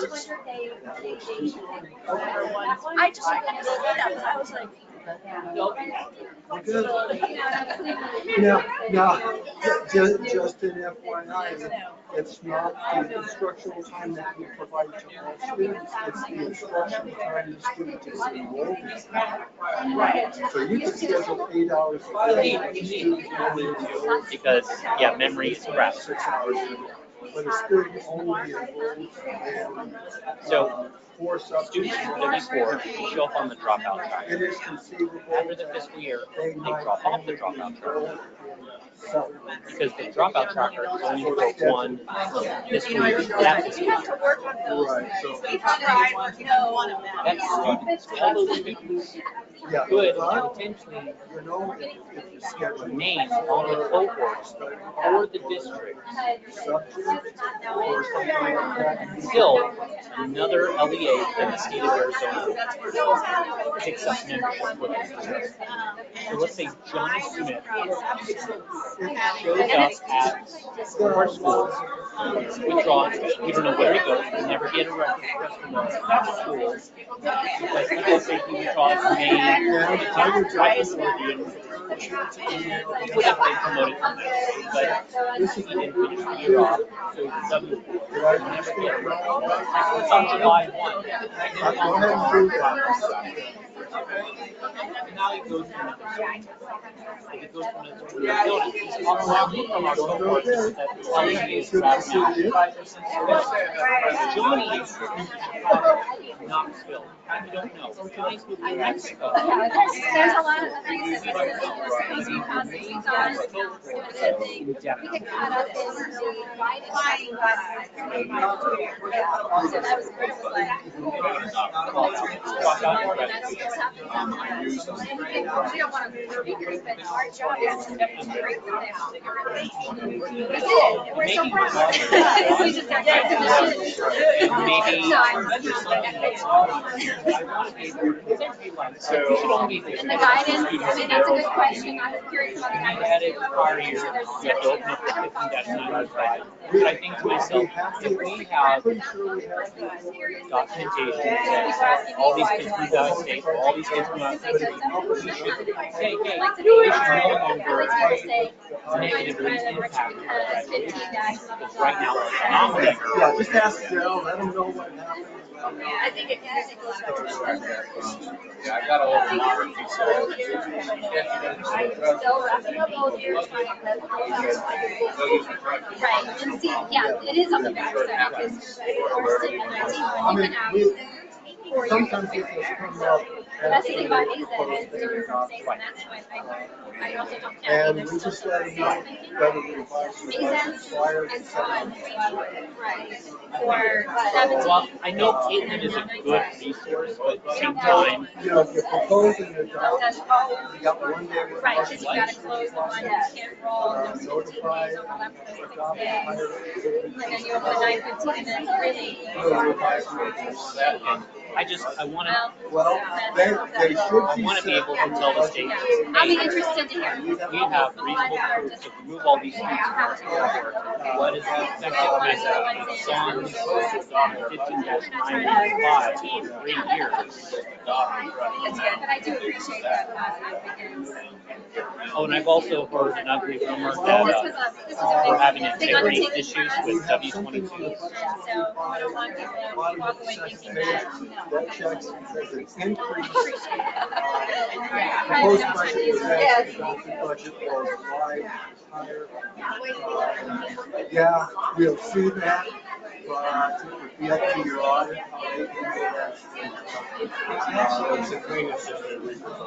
You know, it would be prettier. And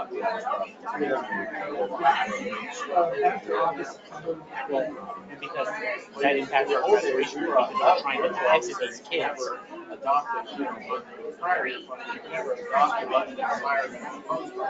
Well, and we literally apply that only to the graduation rate.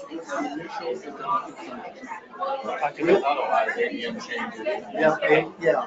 And yet, if you guys need to pull me in or whatever, you let me know and I will. And I have a card. I'll get you a new one.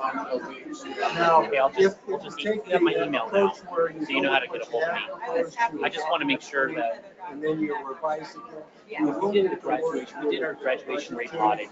Basically, what we learned is the cohort information that we have in our SIS is a guess. We validated it. Two, we had tried to exit students from our cohort with the appropriate protocols. Our budget They were not 25, cohort. our budget 25 will look at. That's problematic too. I don't know what's causing it, but it helps better in my opinion. Validate your students in a timely manner rather than having to wait for the graduation rate report to come out to be able to say, oh, wait. These 200 students should have been exited because we put in the withdrawal code. What if? Correct. Well, and I really don't care about the graduation rate. I just need to know from the job board who they're saying you guys are still responsible for this cluster of students to graduate the by this fiscal year. That's what we'll see by default. You're saying if I was to already have adopted and now do a revised one in July 15th, to adjust that override amount, I have to work with them to get them to look at the revised one. But as long as my adopted is the correct amount for the override amount, either way. Yeah, I just have to work with 8 times out of 8 to see if I'm correcting me up or proposing an override amount that's higher than they might. That's what full 10-day waiting is about. Yeah, and that is definitely something I would hope, I don't really want to get things, but I would hope I'm going to put some kind of, is there a compliance questionnaire in the 10 days? I don't even remember. Yeah. So there would be a thing there. Yeah. But, one day is more of something that you have to deal with, those people you work with, or one unhappy constituents. Yeah, right. Okay. Well, maybe I'll contact them. Thanks for the advice. Appreciate it.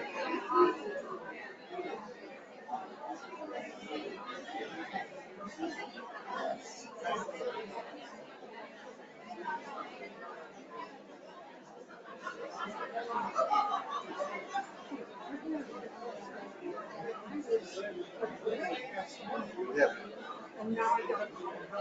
Well, I don't know that you're going to. Well, that's true. Well, let me run something by you. Let's say you both start and end on 180 days. First full week of October, they're on break. Second week of October, you're on break. If you use their calendar, you would have to report the student as absent on the first week. You don't have to make anything up, but it would be an absence. Yeah. And there are other things. So their calendar usually is a lot longer. That's the Yeah. first one. So you're probably not going to have a lot. Okay, good. Yeah. I haven't looked at all of them, but most of them are like their calendar is much longer than ours. But the Desert Heights one is really long. Okay. And for example, Desert Heights.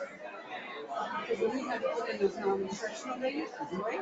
Yeah. So I asked somebody, what are you doing for graduation? Did you check with them? Were they open? Were they not open? You have to adjust calendar for them. Do they need, what are you doing here? Yeah. And so that was my first concern, right? Yeah. And then yes, we still have that. Okay, so Desert Heights got me something. Were they open? Yes. And so one person called in October. And it wasn't somebody. Oh, no, I'm not the services for that. But we were nervous. No, they were closed. I'm like, seriously, guys? And this is the kind of stuff we just in our district demonstrating to our special ed department. Like, you guys don't have any idea what's going on. Well, and I need an answer, right?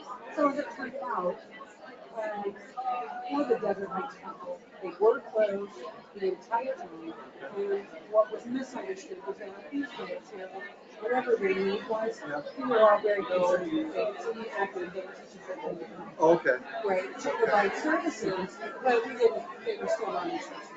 So whatever it was that they were doing, it was completely misunderstood. We put in like 5 answers, You know what I mean?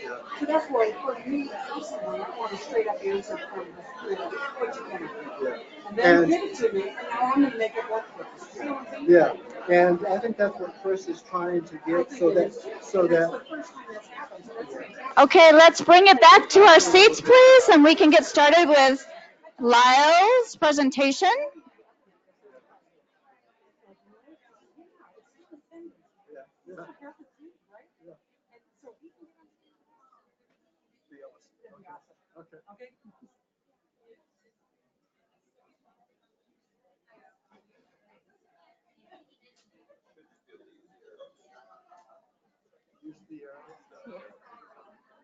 Okay, thank you.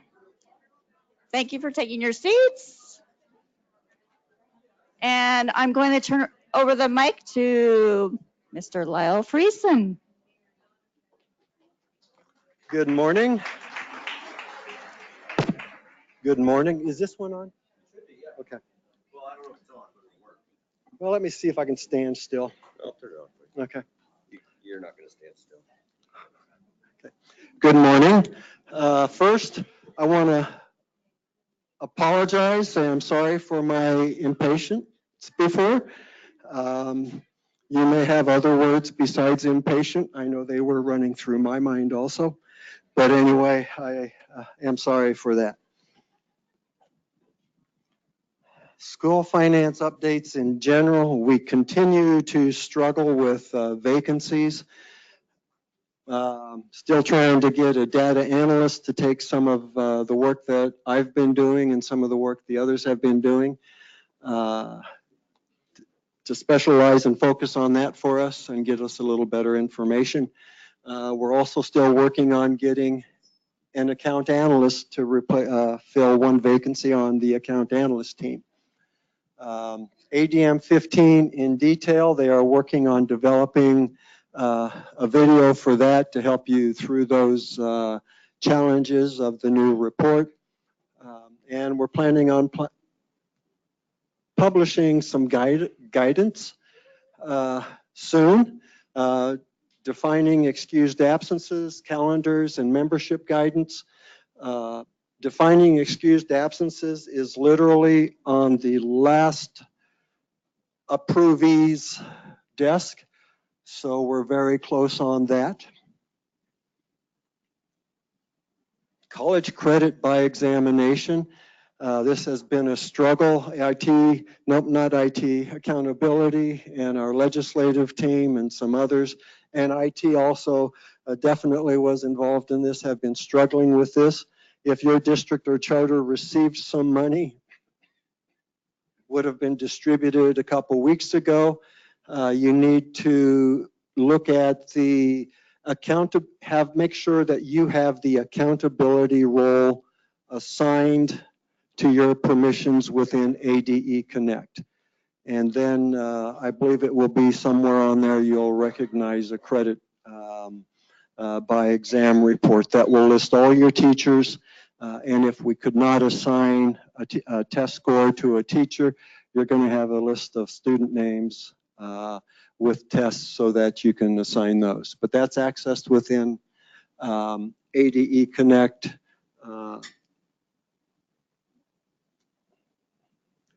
Instructional calendars, I think we've already talked about this.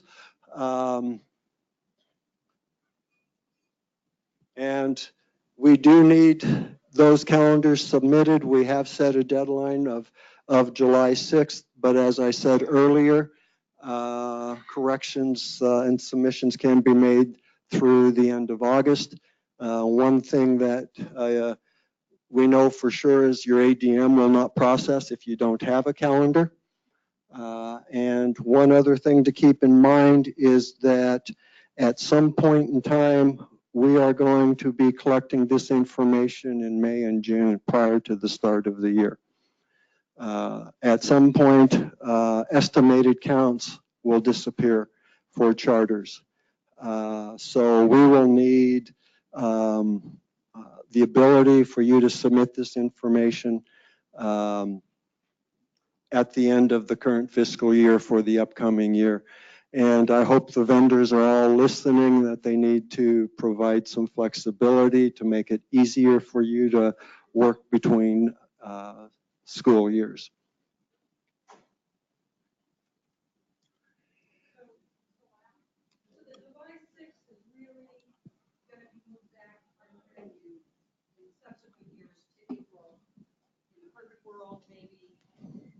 You guys want it even earlier. Oh, you want it even earlier because of the estimated count. Well, You want that to go away. So I you want to would- be able to see. Yeah, I Is would that right? really be happy with June even. Yeah. So therefore, we need to find a way with our vendor to be able to submit 2 years at the same time. Yes. And you're going to be able to have your system open and keep that data separated. Yes. Okay. Yes. Yes. Can you please look at having it open for more than 1 week? Like, this time it's July 1st, July 6th, right? And I'm just telling you, I personally have to change my vacation plans to do this. So I understand. No, I'm just sharing that next year, if we could please have it more than 1 week's time. So even though the deadline is July 6th, it will be open through the end of August. So what you're saying is the deadline is really prior to the time you need to have an ADM count.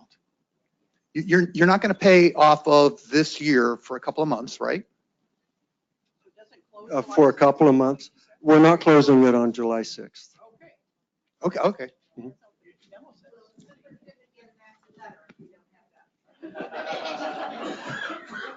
We don't even have all your superintendent's email addresses.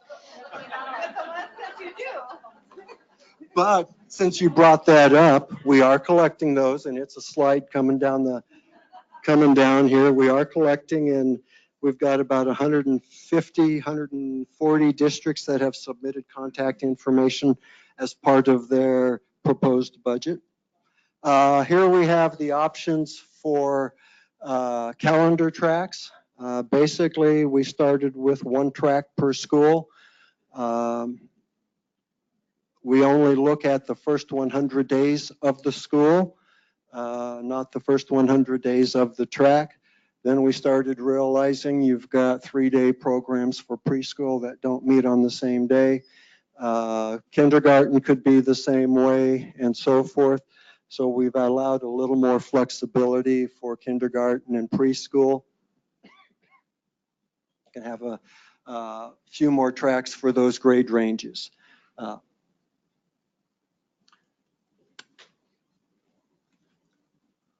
Instructional calendars and AZEDs.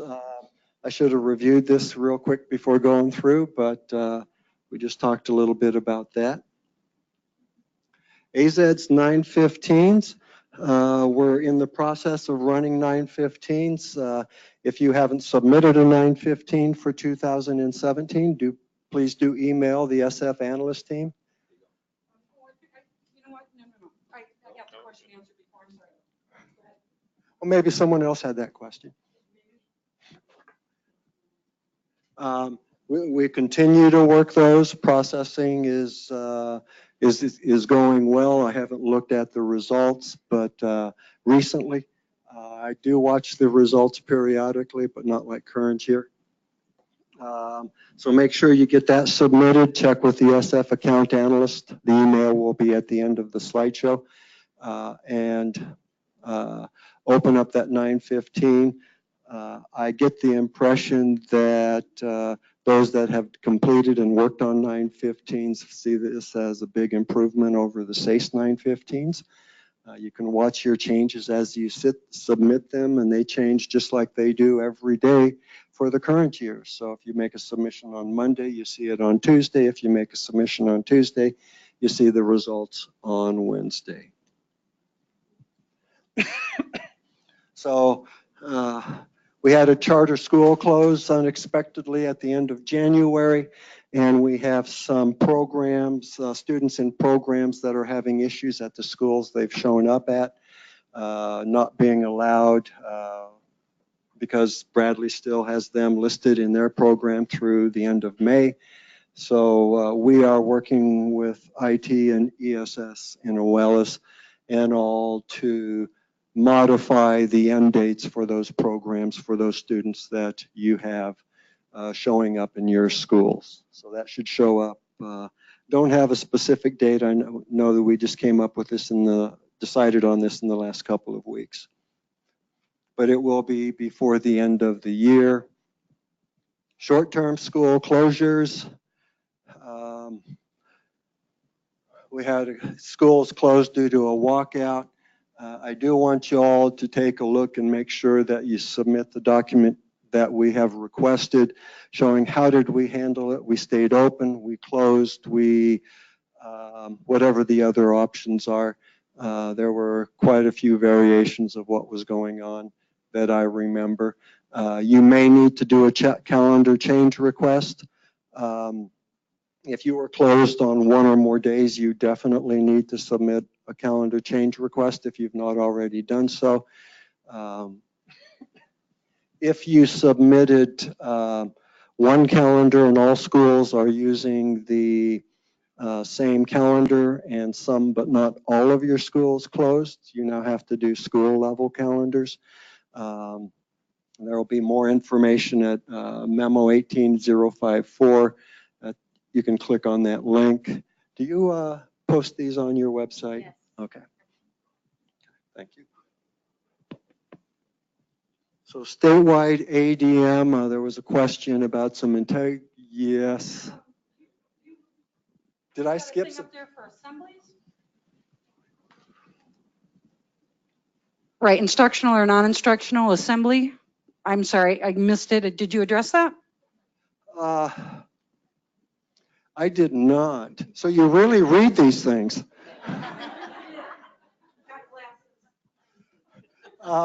I think this is more in line with the teacher walkout, the potential that you may have just gathered all the students into 1, 2, 3 large areas just for supervisory.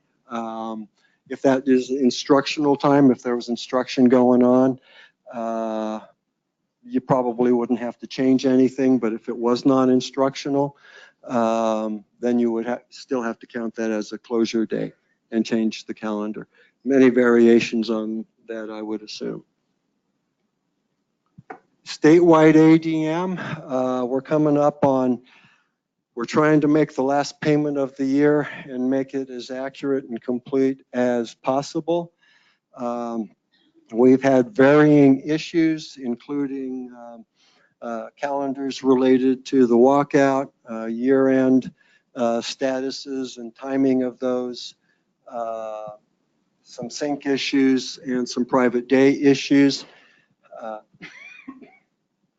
AZ's processing issues. APOR char just blew up on us. Yes, didn't blow up on us, but stopped working on 2 computers. So IT is working to fix that for us. Hopefully they will be able to do that. We have a real computer. We have real computers pretending to be old computers or accessing extremely old computers that just is not going as we would hope. But there is a lot going on.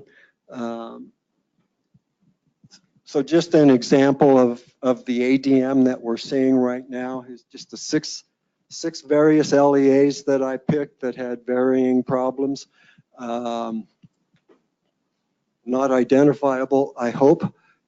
We've got 2 in the middle there that flowed through. This is the average daily membership from December 2nd through, it says June 8th there, but the data is actually through June 11th.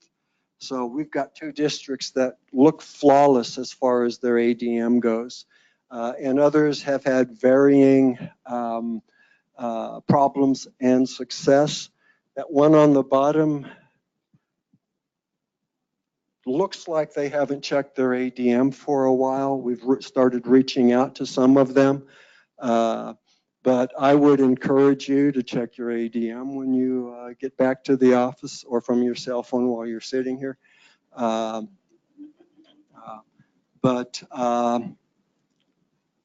AZ seems to be processing well, but some of the hiccups and so forth have caused some challenges for some people. This is the same 6 districts, but it's the SPED. It looks very much the same kind of patterns in the ADM and so forth. So there are still a couple handfuls of districts that we're trying to work through and get some better data so that we can make a great last payment of the year. We have, where are we? We are down. Lyle, I have a question. Again, I want to address about getting it from our feeder schools. The data after integrity, we have to request it from our feeder school, the elementary districts for their high school students, where we can see it on the 72, the stud 10, we can see their data. But after it passes integrity, they don't show on our ADM 15s. We have to ask them for that, but yet we see the raw data. Okay, you are talking about students from and our JTED and the JTED. And the JTED. We have to request it every time to reconcile. We have to constantly ask them for the data. And we are aware of that. That is something that lady asked about reports earlier today, and right now that falls into that category. I know that the reports are DOR. Yeah, I guess they would be DOR if you can't see the tuition in kids.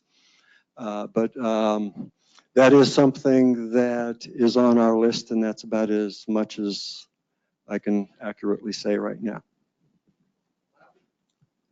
Bob. I just want to be sure I'm understanding these slides. So we had a data capture deadline on June 5th, which should be the basis of the June 30th payment. Should be. Okay, so I'm one of these districts that's having a problem. If I can fix my problem, you'll work with them? Yes. Okay. That's a really important point to make clear, I think. If you are one of these districts or one of the other districts that have variances, I don't think these districts are up there, but we've got one district down by 2,500 students, another 1,400, another 1,300, another 700, 400, 400, 350, 253. So there are some big impacts coming on June 30 for the payment. And I said districts. I don't remember whether these are districts and charters and which ones are districts and which ones are charters. But it's just an example of what we see. Sorry, quick follow-up. If I was good on June 6th, the morning of June 6th, I checked my ADM, life is good. I don't need to be concerned about this, right? If it fell later? You shouldn't have to worry about it. Thank you again. Now for June 1, we did try, we did do a repush. A couple LEAs called us and said, my data was good on the push day, but as with most AOIs, if you don't submit daily, your ADM is going to drop each day because the number of days considered are increasing, but the instructional time is not increasing. And it happened to be that case for that AOI. We made an exception. But take a look at your data. If it's significantly dropped, do work on it. Call your school finance. Email your school finance account analyst. It's on the list here. And they'll work with you. Granted, if you're Mesa, Tucson, and Gilbert, and you're down 1.0 ADM, I think we'll probably lean towards catching that on the statewide recalc, but do contact us if you have questions. We are talked about APOR and CHAR not running. There is definitely a limit to how much we can really do and how long we can really wait, because if we're not done before the next time it kicks the bucket, we may not be able to make that payment, or it will be 24-hour days with Excel.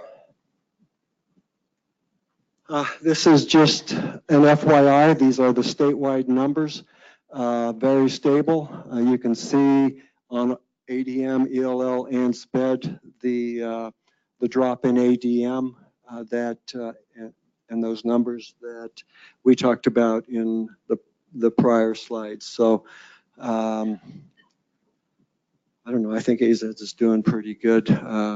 We're still getting used to it in school finance.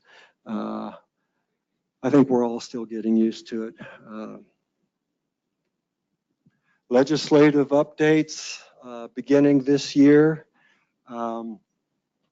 Any scheduled time counts towards the 720 hours. 4 subjects, 123 or more hours are required for full-time, and the balance can be made up with longer subject instruction and or more subjects or lunch, etc. That flows through. This is only used in the determination of the FTE for the student. Right now, we don't want to know whether it's scheduled recess or scheduled lunch or scheduled study hall. We just, for use in the determination of FTE. This year, SB 1008 provided the same flexibility for K through 8 students. So any scheduled time counts towards the determination of the FTE. And I guess I don't have to have recess, but if you have K through 3 students, you need to provide recess. That does count towards the requirement of 350 some hours for first grade, second and third grade. I guess all kindergarten is about the same also. So that can count towards that instructional time now. It's scheduled time. I am assuming someone could make an argument that that benefits the academic success of the student. I know I would sure try to do that. Can we go into calculating absences? Sure. All right. So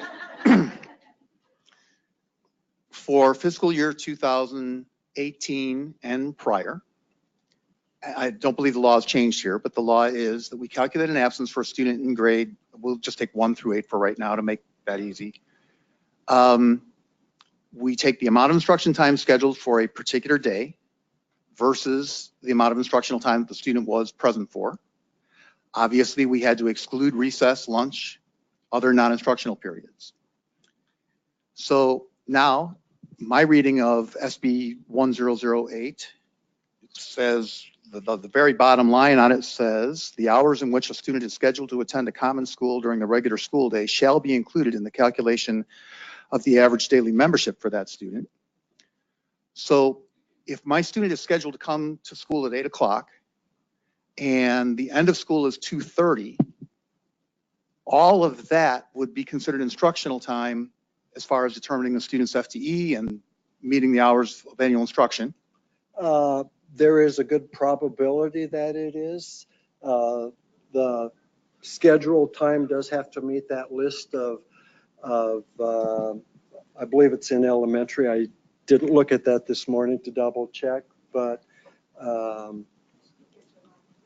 sorry, speaking to the mic. So I can't even.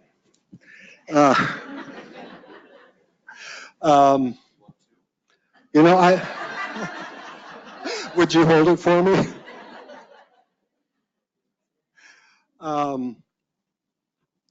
I will have to double check the verbiage. I know high school said that music can be included, which you were already included, and includes that phrase, other scheduled time that benefits the, if Bob can find it real quick, I will take his word for what he's. I have it here. I mean, I have the revised ARS 15901, and like it crosses out. Lunch periods and recess periods may not be included as part of the instructional hours, blah, blah, blah, blah, blah, blah. That's all crossed out in the bill. And then it says, the hours in which a student is scheduled to attend a common school during the regular school day shall be included in the calculation of the average daily membership for that student. So if there's nothing else, then they don't even have to advance the academic progress of the student. That's the way I read that. Okay, now, I don't want to mislead anyone in this room. I figured you would have the actual law in front of you. You know what happens, that there's something that's chartered and it's signed, and I'm just not absolutely 100% certain of the wording in the law that was signed. So I was hoping you'd have that. We have not had an opportunity to discuss this bill with the necessary people to provide you a solid answer, but we'll work to get that. Okay, well, here's my assumption. My assumption is if I can count everything as instructional time from the first bell to the last bell, that when I go to calculate an absence, we'll make this really simple. We'll say the first bell is at 8 o'clock and the dismissal bell is at noon. So there's 4 hours of instruction. I don't have to subtract lunchtime. I don't have to subtract recess time. If the student's there for 3 hours or more, there's no absence for state reporting because they've met the standard. So the clarification on that, Lyle, is extraordinarily important. Some of our student information systems attempt to calculate absences based on the student's arrival time and departure time. And if the vendor doesn't know the rules, it can't possibly calculate correctly. And the rest of the world, we use the old ADE absence calculator, and you have to set that calculator up correctly. It becomes extraordinarily simple. Hey, instruction starts at 8, it ends at noon. Today, instruction starts at 8, it ends at 2:30. That would make it so much easier. We'd all stand up and cheer for that one. But we need to know that that is the interpretation. I can't just have my clients do that, and then an auditor comes in and says, what the heck are you doing? So we need that. Okay. Thank you.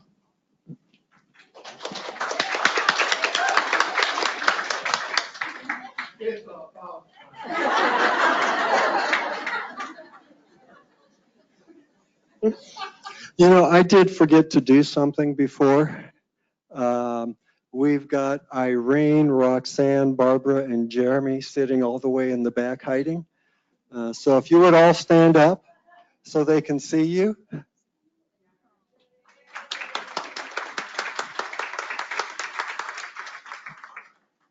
Thank you. So do we have any JTEDs in here? 1, 2. I saw only 2, but there could be more. We thought we had JTED guidance complete and extremely close. But unfortunately, some questions came up that weren't answered in a way that I had expected. So we're going to be in communication with the JTEDs about the guidance in the next couple of weeks, maybe starting with just an email to make everyone aware of it and our attempt to work on these unexpected answers to questions. Let's see. Well, that's basically what it says there. Guidance status, Attorney General, new draft, new LEA focus group, and internal approvals. So depending on what comes out of those emails, it could be a short time or an incomplete guideline. It just seems like CTED just has not been cooperating much with us.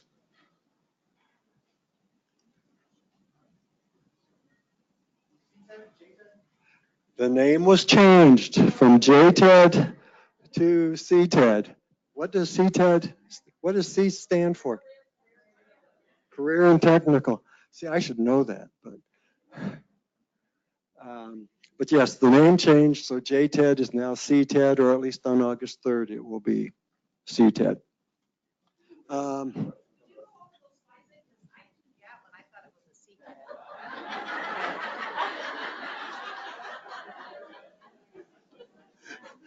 So we've been struggling for quite a while with getting guidance out for then JTEDs, now CTEDs. We were extremely close, almost ready to publish, as good as ready to publish. And then some questions came up that require us to make changes on the guidance. So we are going to be communicating with the JTEDs, the CTEDs, to let them know the status and not necessarily start all over, but definitely take some steps back.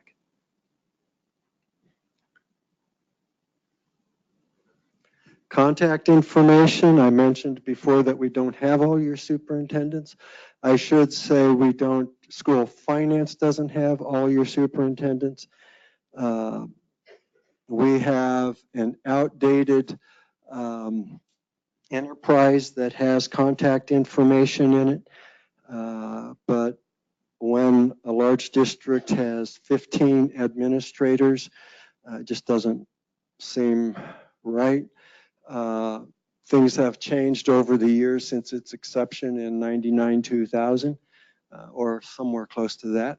And it's just unreliable at the moment. So we've added a new page to the district and charter expenditure budgets for 2019, one full page for collecting your administrator, the administrator's assistant, transportation director, SDER contact, student data person, governing boards, and so forth.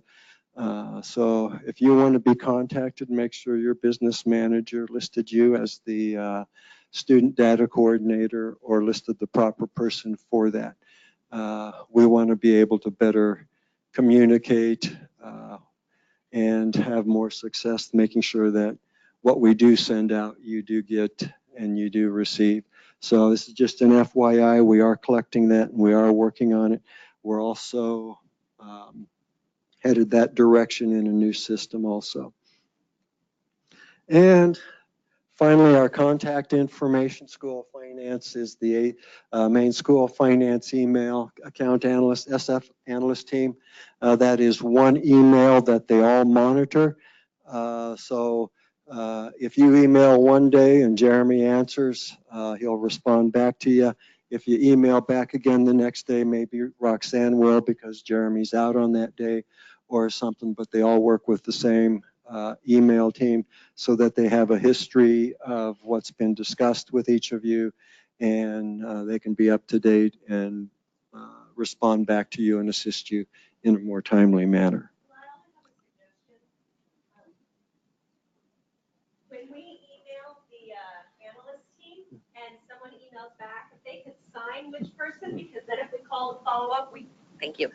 When we email the school finance analyst team or other teams, when they respond, if they could just put their name, because when we try to follow up with a phone call or other department, we don't know with whom we've been communicating. So that would be a huge help. So we'll talk about that. The question's already come up recently, but we'll talk about that. Thank you.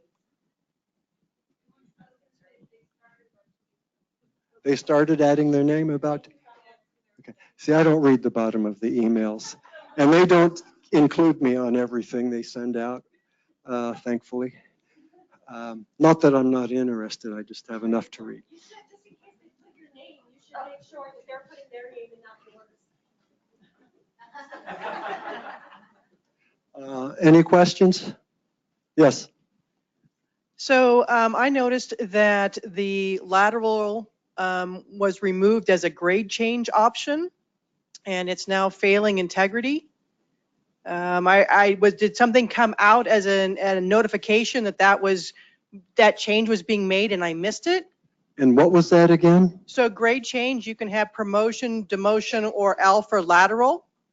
So that the lateral now that I've been using all school year stopped working like in the last 2 weeks, 3 weeks.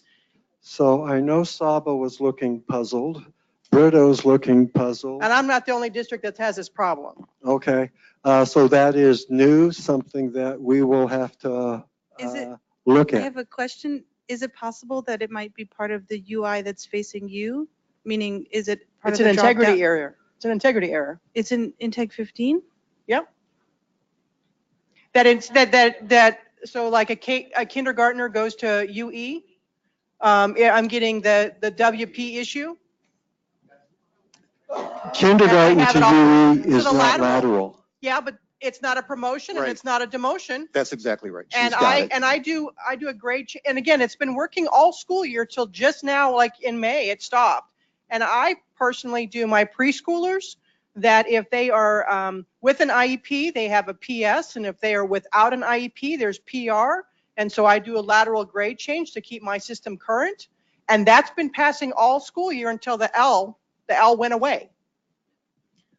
The L went away. I have a little insight. The L is gone, people.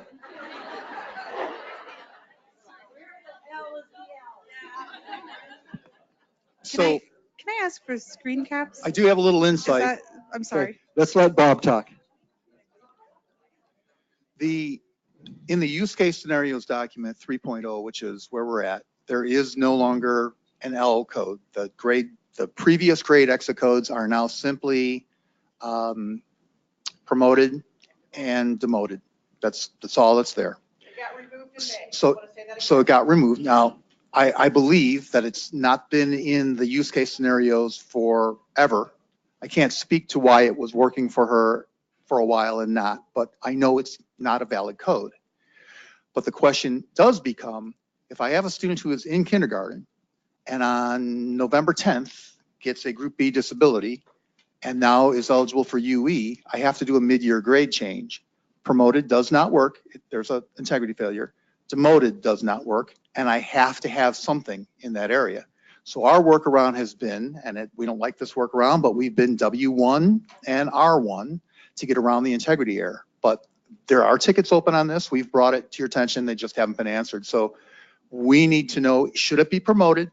Should it be demoted? And when will it work? Put the L back. Or put the L. Put the L.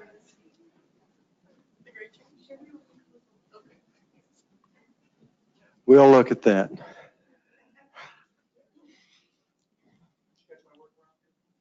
I don't want to do that though, because the audit, it failed to file audit issues because you have to have, to do a W, you have to have a withdrawal form, and an E, you have to have an enrollment form, and so then you have audit issues. And I'm sorry, that's all my data. I appreciate that. Or you're concerned.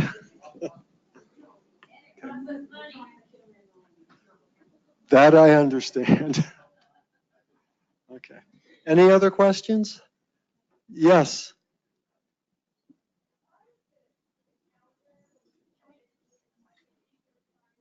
Hold on.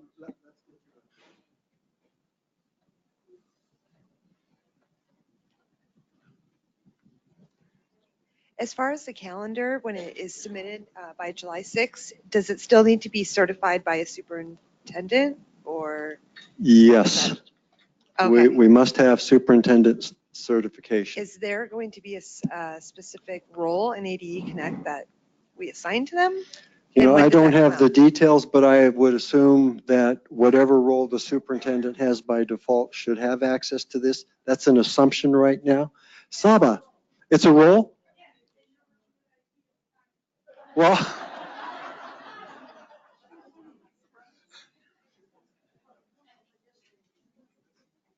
okay. So I'm working with IT. Did you know that, Britta? Okay. I know we've been working on getting a valid list of superintendents to make sure that we have the right people to approve those for you. Will there be documentation for the superintendent on how to do that? Yeah. By July 6th? I got it. Okay. Question was, will there be documentation?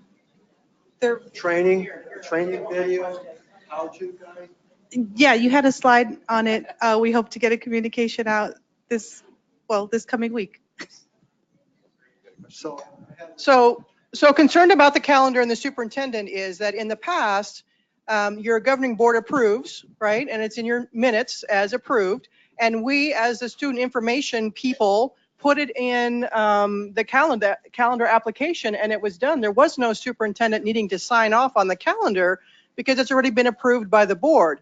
So that application certificate shouldn't be at superintendent level. I don't think it should be as me as the student information person, because I'm the one that's providing that information to the auditor as well, and it's already been assigned by the governing board. We can look at that, but for right now, I'm not sure we can make that change. I think we'll leave it just with the superintendent. The superintendent is the highest ranking official. I wanted to ask a question. Okay. If you don't know who my superintendent is and I'm the entity administrator and I assign my kid and my kid signs off on it, is that good enough? Because if you have no validation, then I can put anybody I want in charge of that application that signs off. So, I mean, I'm just trying to follow your thought, and right now it's not very logical. Well, that particular thought wasn't what I was thinking. I was assuming that the contacts that we would be collecting would be valid. There's got to be a weak point somewhere. I am pretty sure you wouldn't do what you described, but I know it's possible. Oh, yeah.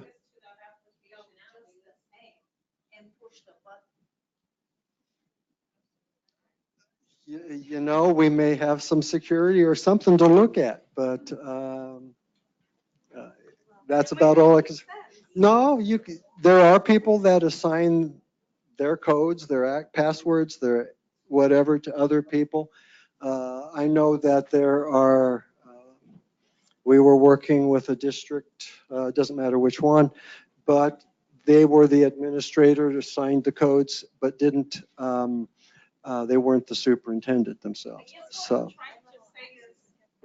I guess what I'm trying to say, Lyle, is why does it have to be the superintendent? At which point of time is it not okay to say your district as an entity decides who has the power to push that button and say, okay, this is okay to certify? You know, that's all I'm asking about is. The same logic in my mind that requires the governing board and the superintendent and the business manager to sign an adopted budget. But again, our calendars are already approved by the board. We've already went through the process of approving it. It's already filed somewhere in board minutes. We have it official. So what does it matter who it is that my superintendent decides to go and push the button that says this is certified? How does it matter to you, I guess, is my question. It matters to me that the agency, that someone that is recognized as the leader of that district, aside from the governing board, has documented and stated that this is a valid calendar as adopted. And that's changed, because that philosophy has not been in place prior to the coming school year. That is true. So is that in writing somewhere, that philosophy has changed? Because you're adding extra burden now to our superintendents to have to go push a button. Sorry, we all know that.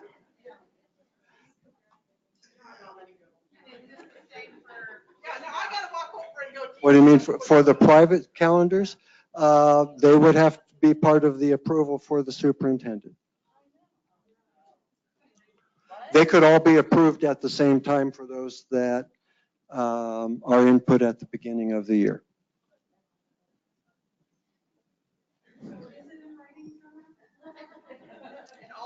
It is or will be in writing that the superintendent must approve. I am thinking it's a select all. For tuition out as well? I got 17 tuition out schools. We'll double check on that between Saba, Brito, and myself. Could I just chime in? Yes. Just a thought. Because I'm the instant administrator for our school district, and having gone through this process with another application in grants management with the superintendent, it's difficult, I know, and I don't certainly want to give her that role if I don't need to. So my suggestion or question would be, we do assign the superintendency role, I believe, in ADE Connect, So you do know, I believe you know who our superintendents are. But could it be that we could assign the role, say, to a business manager or somebody at a different level, an LEA representative? There's several of those. I'm referring to grants management specifically because they have different roles where you can assign certain people, like to the superintendent or to the business manager or LEA representative. So it's a calendar role that we could assign to one of those very specific people. Just a thought. I'm just trying to, I'm processing this right now, but so those are my thoughts at this point. If anybody else, it is going to be cumbersome if the superintendent has to sit there and click So 30 times on a some calendar. of the logic behind this comes from what our audit team has found at one or two LEAs, and that is someone saying, oh, that's not our real calendar. Here's our real calendar. We need someone official that can approve it and we can hold accountable.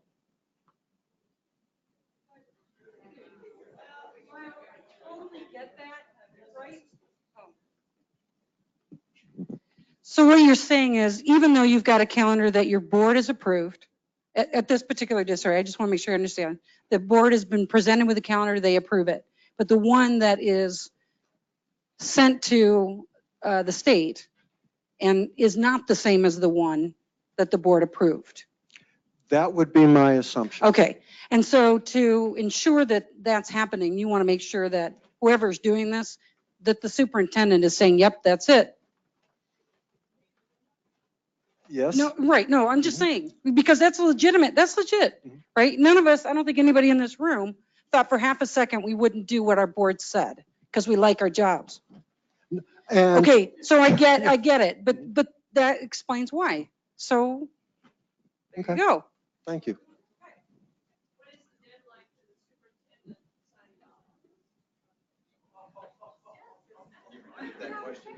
What is the deadline for the superintendent signing or authorizing the calendar? I had not thought about that specific question. My default would be saying July 6th, but even getting the calendar in, I'm going to fall back on the calendar. Application will be open until the end of August or before you submit data.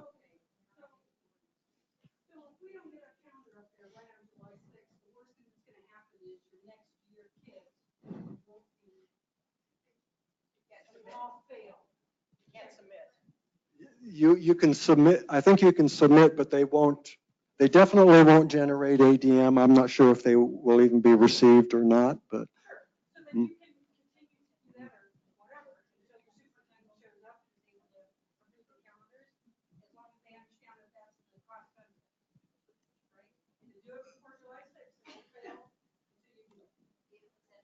Yes.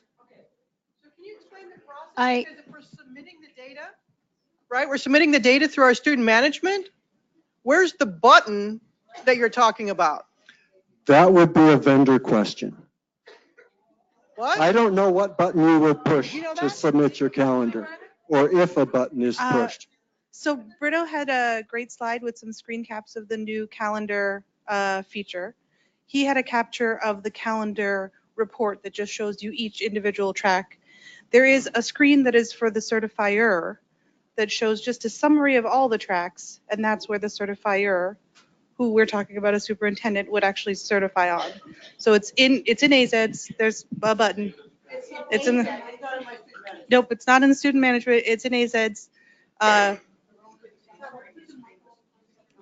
You know I'm afraid of microphones. That's what that is. But yeah, it's going to be in AZEDS, and there's a certify screen that's like a summary. And so you would submit through your SIS. Okay. I'm sorry. So you'll be submitting through your SIS.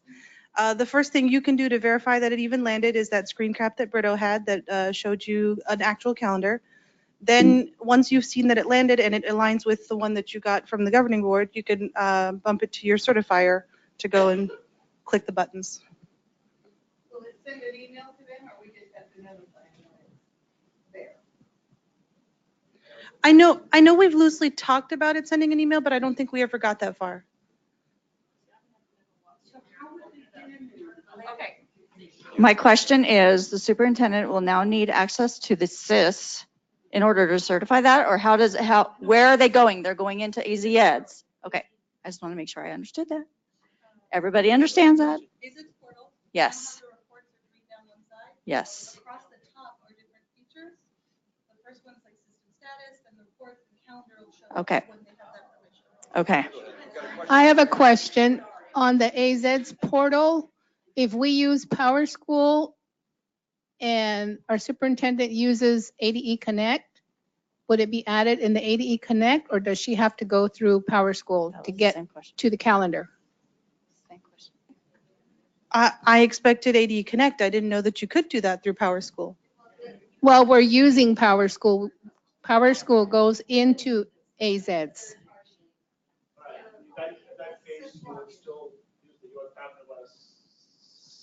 Did you have a follow-up to that? You're talking about a single sign-on, so you're in PowerSchool, then you access AZ's portal through PowerSchool via AD Connect. So you will still get that button that Saba was talking about in that single sign-on. I don't know. Yes, but there's,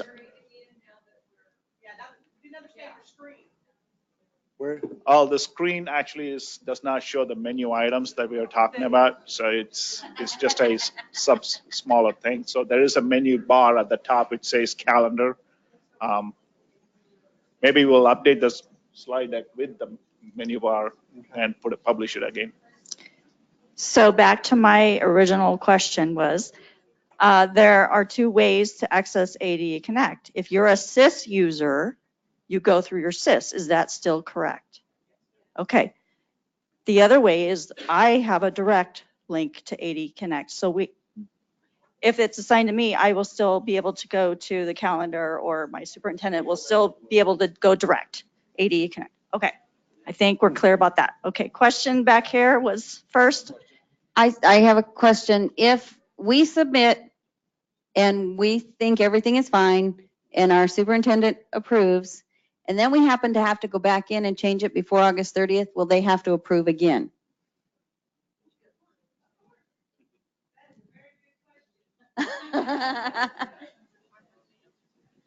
Then I have another question about integrity rules, if I can shift. So my assumption, expectation would be any change to the calendar would need to be approved. Whether that's how it happens, I'm not 100% sure.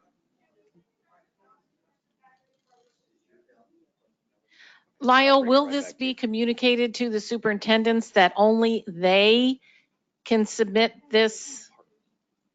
Because he's going to say, handle this, Gene. I believe we will be saying that, but I think no matter what we say, there will be some that delegate and allow someone else, but that's still the superintendent approving it if his log on and password are used. Lyle, hi.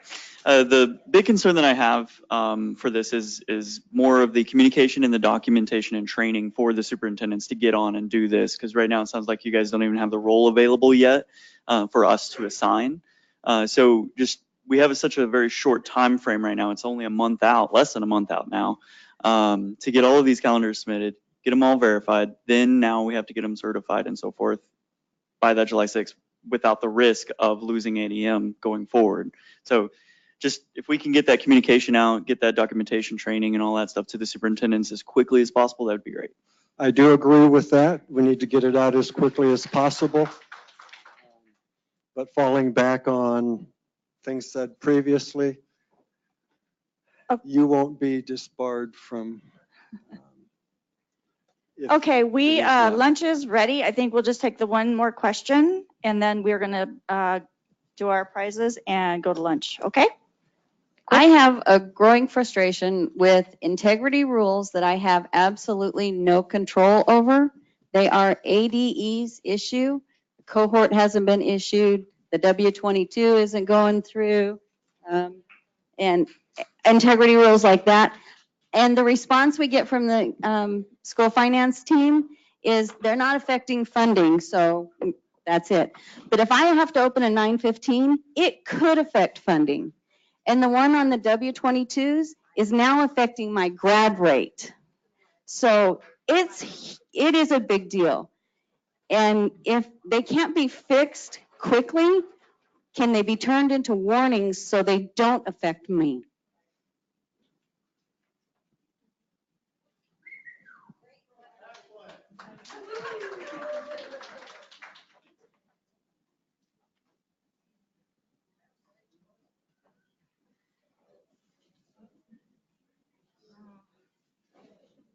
Real quick, one more.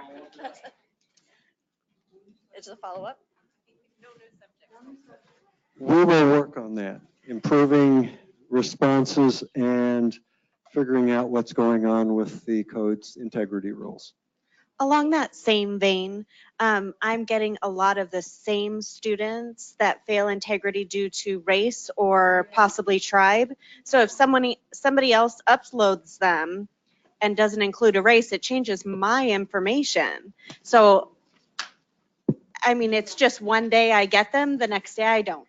So I'm wondering, and I think that's a fundable issue. So whatever it falls on the last day, is that who gets paid? Who pushes the button last? I don't know. And why can somebody else change my demographics if it's truly my information? There is an end date. Well, there's one answer after that. I go to the, okay. So I don't have a good answer on their side on how they can do the integrity rule differently. But, and maybe you already do this, but my workaround is to go to the AZED ID lookup, find out where that kid went, contact that school and say, will you please look? Because I don't know how any system allows an enrollment to go up without race or ethnicity. But I have tracked it down that way and asked somebody to please fix it. So that's what I've done to work around that one, because I don't know how they're going to fix it in a hurry. Anyway. Mike's off. Okay. Thank you all for your questions. Thank you, Lyle, again. Saba, thank you. Appreciate you being here and walking us through all those changes and giving us updates. So thank you again. Okay, we're going to get into the drawing. We have vendors that have given us, EduPoint has given us a few gift cards. So we're going to just draw, let's see, 5 numbers. Can I have a couple more board members up here to help? Okay, we're going to draw 5 numbers real quick, and you come up and get a $5 Starbucks gift card. 225446. Just real quick. Oh, right there, Susie. All right, come on up. See, when you stick around, you I get know. prizes. 225484. 484. Woo, coming on down. Okay. 424. We're on the roll. We got 2 more. 2 more. Okay. 472.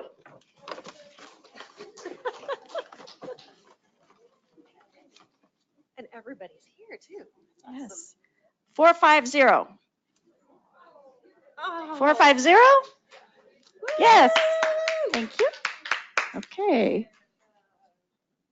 On behalf of EduPoint, a Google Mini Home. Oh, EduPoint, a Google Home? Is that what you said? 2 of them. Okay. So next number? See, those of you who are disappointed suddenly have hope again, huh? 425. Yay!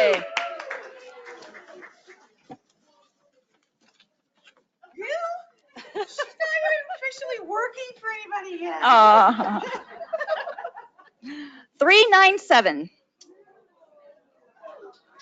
Oh, Carol. Thanks again, EduPoint, for contributing those wonderful prizes. Anything else? Okay, that concludes our meeting this morning. Have a wonderful lunch and safe travel home later. Enjoy your afternoons with your user groups, and we'll see you in the fall. Thank you. All right. Yay, it's done.